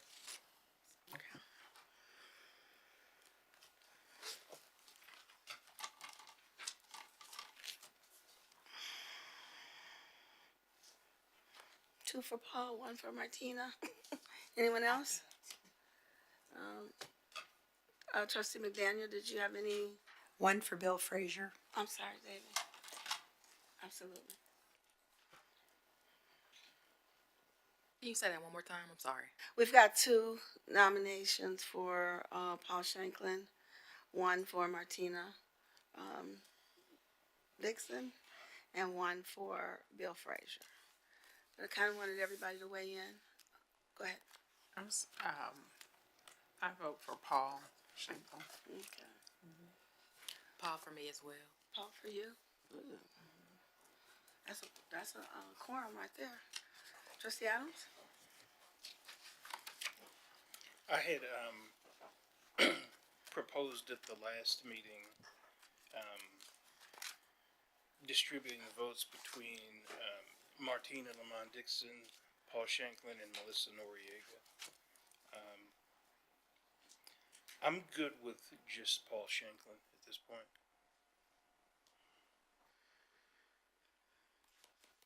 Okay, so let me, Trustee Hodges. You already said Shanklin. Okay, so is there a consensus to go with one candidate, or are we looking to split those votes? Anyone? I'm the one who's not with you all, but I'm saying one candidate. I'd rather do that. That really gives us more influence on who the person in the filled seat would be, not diluting the vote. And my understanding, Dr. Jensen, you might have done additional, so the HCAD board does not appraise values. They hear, I think they might hear protests. If we had some, maybe you know. Ms. Westbrooks? Ms. Westbrooks. Give us a little insight. You don't know. Let me read you from their website. She The said, staff, Don't pull me into that. more than 600 employees, including over 300 licensed appraisers. So I think they're appraising. Right, that's, the appraisers do that, and there's like the a chief board. appraiser, but that's not what the directors do. No, That's- I wasn't saying Oh, that. okay. I was saying that it's handy to have a CPA looking over this. I understand. Just like it's nice to have some educators on this board. It isn't, everybody doesn't have to be, but it is handy.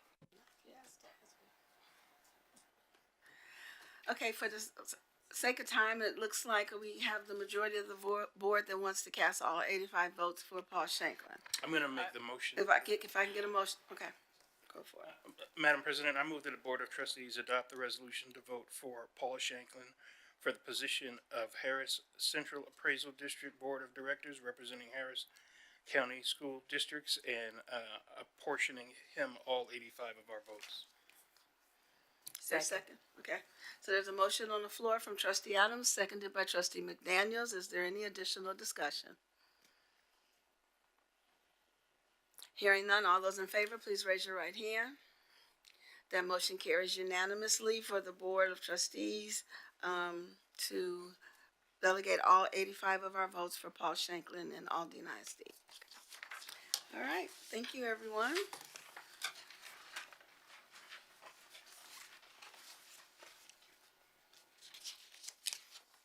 I believe is the calendar, right? Okay.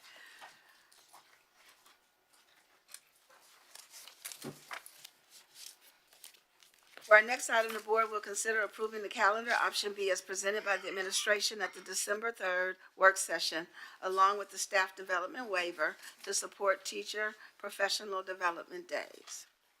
So I'll now entertain a motion that the Board of Trustees approve that calendar, option B, as presented by the administration and the staff development waiver to support teachers' professional development days.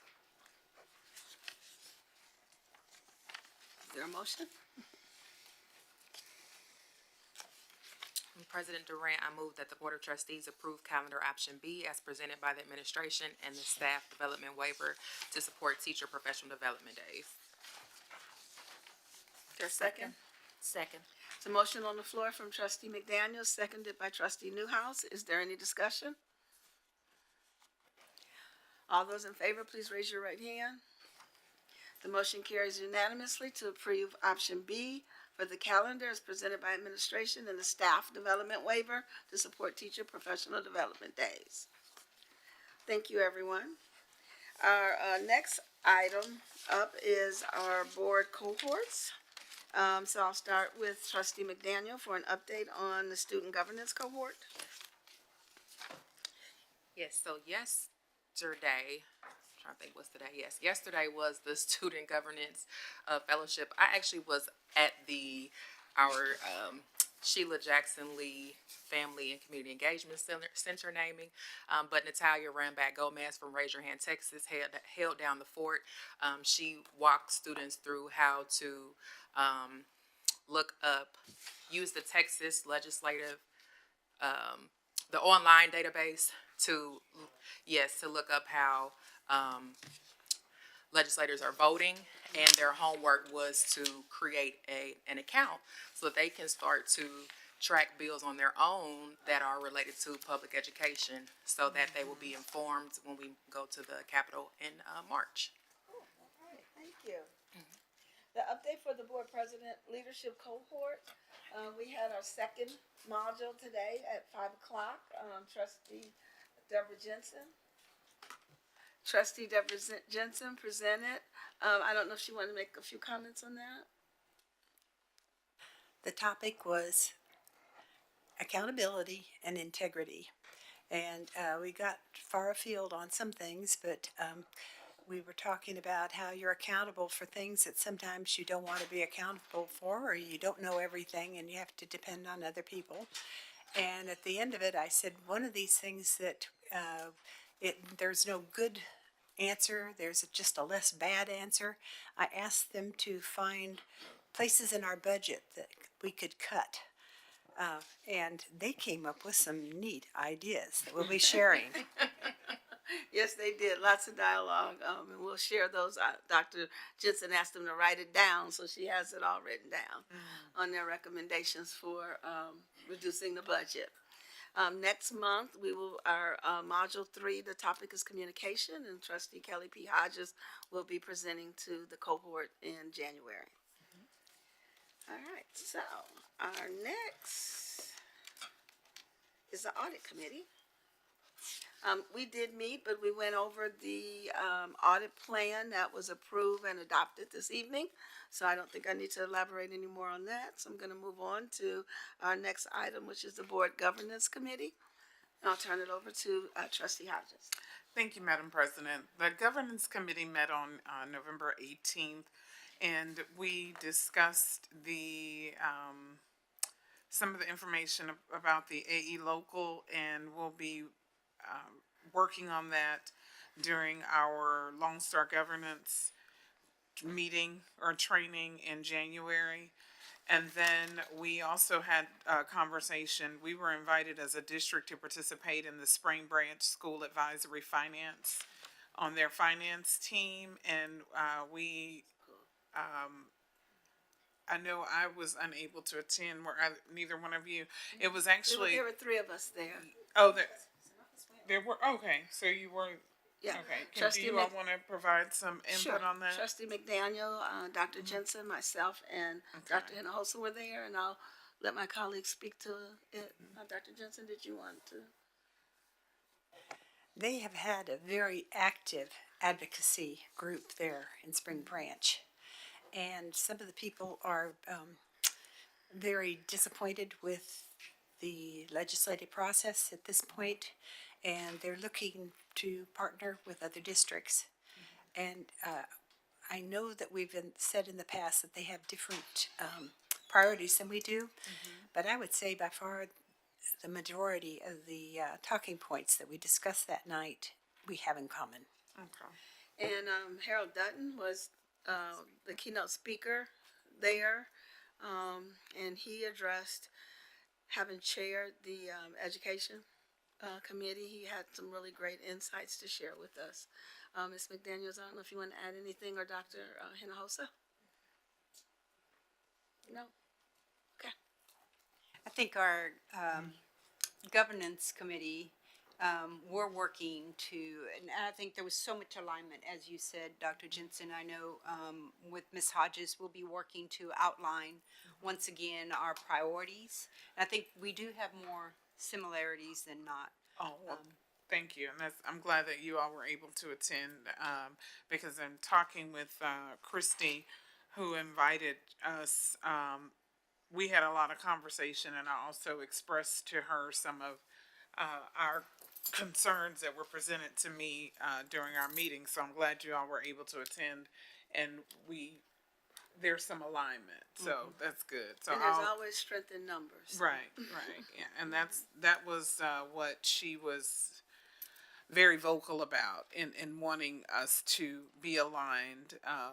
Also inviting some of the other school districts that we partner with as well. So I'm glad to know that. So I will work with Christy, who's the I can't pronounce her last name. I always mess it up, but she is with Spring Branch Independent School District. So I'll work with her on that. And we are working on our priorities. We identified some priorities in January. I'm going to submit those to the committee in an email. And if we're still moving forward with those priorities, we'll talk about, A-Leaf has invited us to attend their day to partner with them. I believe it's February the 10th.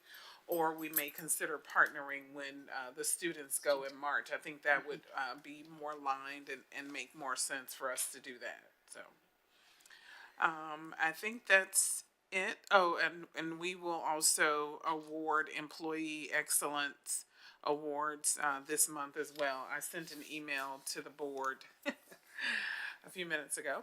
So you all can look at those and select them, and we'll present those, I think, next week is what we decided. Yes. I did. And Ms. Hodges, remember, we have a special called meeting for our committee on Monday to review the board policy update 123. Isn't it on Monday? Yes, is that the 16th, Monday? Yes, December 16th policy. Yeah, 1, 2, 3. We have a meeting, 123. So we will discuss that, and then the SLT will be there to review and advise us as well. So we do have a special call meeting. So we will definitely have more to report in January. We will discuss our legislative priorities, our advocacy day, which will be open, and we will want the support of us, community and staff who are able to attend. And then we'll talk about some policy, the local policies that we need to take a look at as well. Madam President, that's all I have. Thank you Concludes for my that. report. Thank you for that update. Next item is our Board Equity Committee. I will turn it over to Mr. Daniels. Thank you, President Durant. At our last Equity Committee meeting, we've been focusing on how, in our book Street Data, how we ensure that we're not working in silos when it comes to equity. And so how can we get community input and feedback on how our district is experiencing us. And so we talked before about equity empathy interviews. And so this past meeting, we narrowed down our challenge question, which is how can we ensure that everyone in our community feels seen, heard, and valued? So that's what we're focusing on. And then from that challenge, we narrowed down what questions could be asked in our equity interviews. I won't go through all of them, but there's just the top 5. But one of them that really stuck out to us that came from TK was, what was your best day in Spring ISD, and who were the heroes on this day? What was your worst day in Spring ISD, and who were your villains on this day? And so that was a very interesting question to get different perspectives.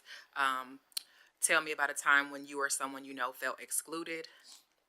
And just some other questions along those lines to really start to get at what is going well and how are we helping people to feel seen. But then what, from all different stakeholders, could we do better to ensure that people have equitable opportunities and experiences in our district. And once we get to the point where we're ready to go forth, I would love for the entire board to be a part of that process and getting into the community to hear that feedback.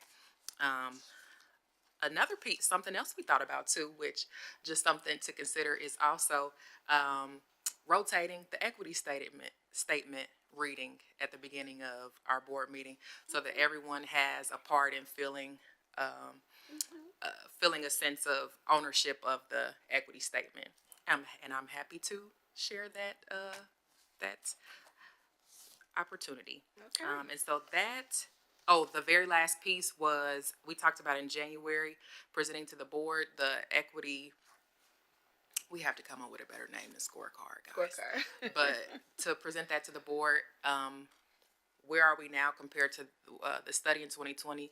And as you all, if you have any specific questions or things that you would like us to highlight in January, please, give me a call or email me, because I want to make sure that when we come in January that it is comprehensive. So that concludes my report.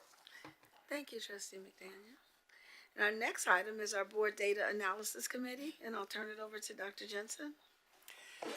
Well, we've been having a little trouble with meeting dates because in November and December, we have vacation time when our meeting date was. But lucky for us, the same people that are on the Equity Committee are also on the Data Analysis Committee. So with the study that is going to go forward, we feel like that is going to be certainly going to need a lot of qualitative data analysis, and that will be one of our projects. Another one is that we're going to be in January looking at the ROI and which of the instructional programs are really worth their money that we're spending on them. And I know Trustee Carrera has really been one who's been studying that and is probably our content expert at that point. We were just asked as a data analysis committee to just look it over and suggest any changes or clarifications before it goes to the whole board. It's not like we're making a decision on it. It's just we're just like another review. Like the governance committee looks at all the policies and then brings it back to the board to decide. I felt with the special call session for the budget coming up and the ROI being an ask as part of the budget and in lining with the Open Meetings Act that it would be important, Ms. McBride, that that data be brought to the full body. And so that's going to come to us in the special call session for the budget in January. And I'm actually going to ask each committee to bring to the body what they're working on for approval from the body, because I want to make sure that we aren't doing any work in silos with 3 board members in a committee that has not been sanctioned or approved by the entire body. Okay? All right. All right, so any questions for any? I do have a question. Are you saying we need to cancel the meeting? That this is an no. unsanctioned committee No, or something? just the ROI data. You all had some other things you were going to review, right? No, that was the main topic. That was. Well, a good topic would be what you're proposing for next year. And then we can all agree and have a consensus that, you know, what you're working on is something that the entire body approves of. Okay, we weren't making any decisions in that meeting. I just don't understand your problem. I'll send an email out and clarify everything. Any other questions?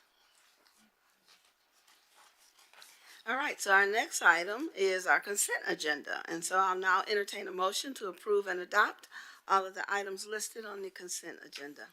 President Durant, I move that the Board of Trustees approve and adopt all of the items listed on the consent agenda. Second. It's been moved by trustee McDaniel and seconded by trustee Newhouse that we approve tonight's consent agenda. Is there any discussion? Hearing none, I'll call for a vote. All those in favor, please raise your right hand. That motion carries unanimously. The Board of Trustees will now recess this open session and convene in a closed meeting in accordance with Texas Open Meetings Act, Section 551.071, 551.074, and 551.076. No voting will take place in the closed meeting.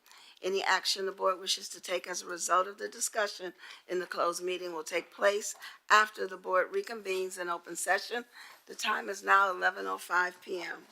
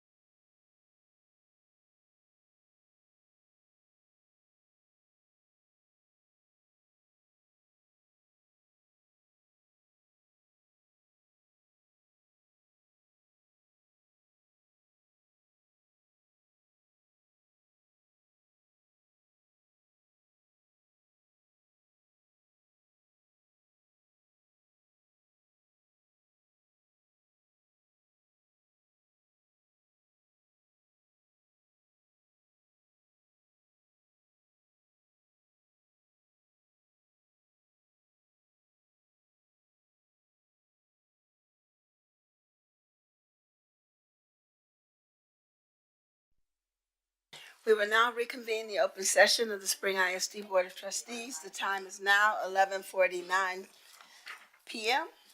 Are there any motions? Madam President, I move that the board approve the superintendent's recommendation to terminate the contract of Dietrich Singleton upon finding that the employee failed to perform his contract without good cause, and authorize the superintendent or designee to notify the employee of the proposed termination pursuant to Chapter 21 of the Texas Education Code. I further move that the board authorize the superintendent or designee to notify the State Board of Education educator certification under Section 21.105C of the Texas Education Code that the employee failed to perform his contract without good cause, and of the action taken by the board, and to inform the employee of the same. Second. It's been moved. There's a motion on the floor from trustee Adams, seconded by trustee McDaniel. Is there any discussion?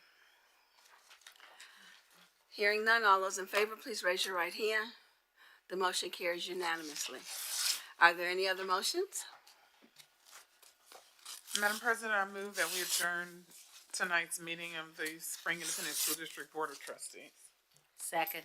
It's been moved by trustee Hodges and seconded by trustee Newhouse to adjourn tonight's meeting. Is there any discussion? All those in favor, please raise your right hand. That motion carries unanimously. We adjourn tonight's meeting at 11:50 p.m.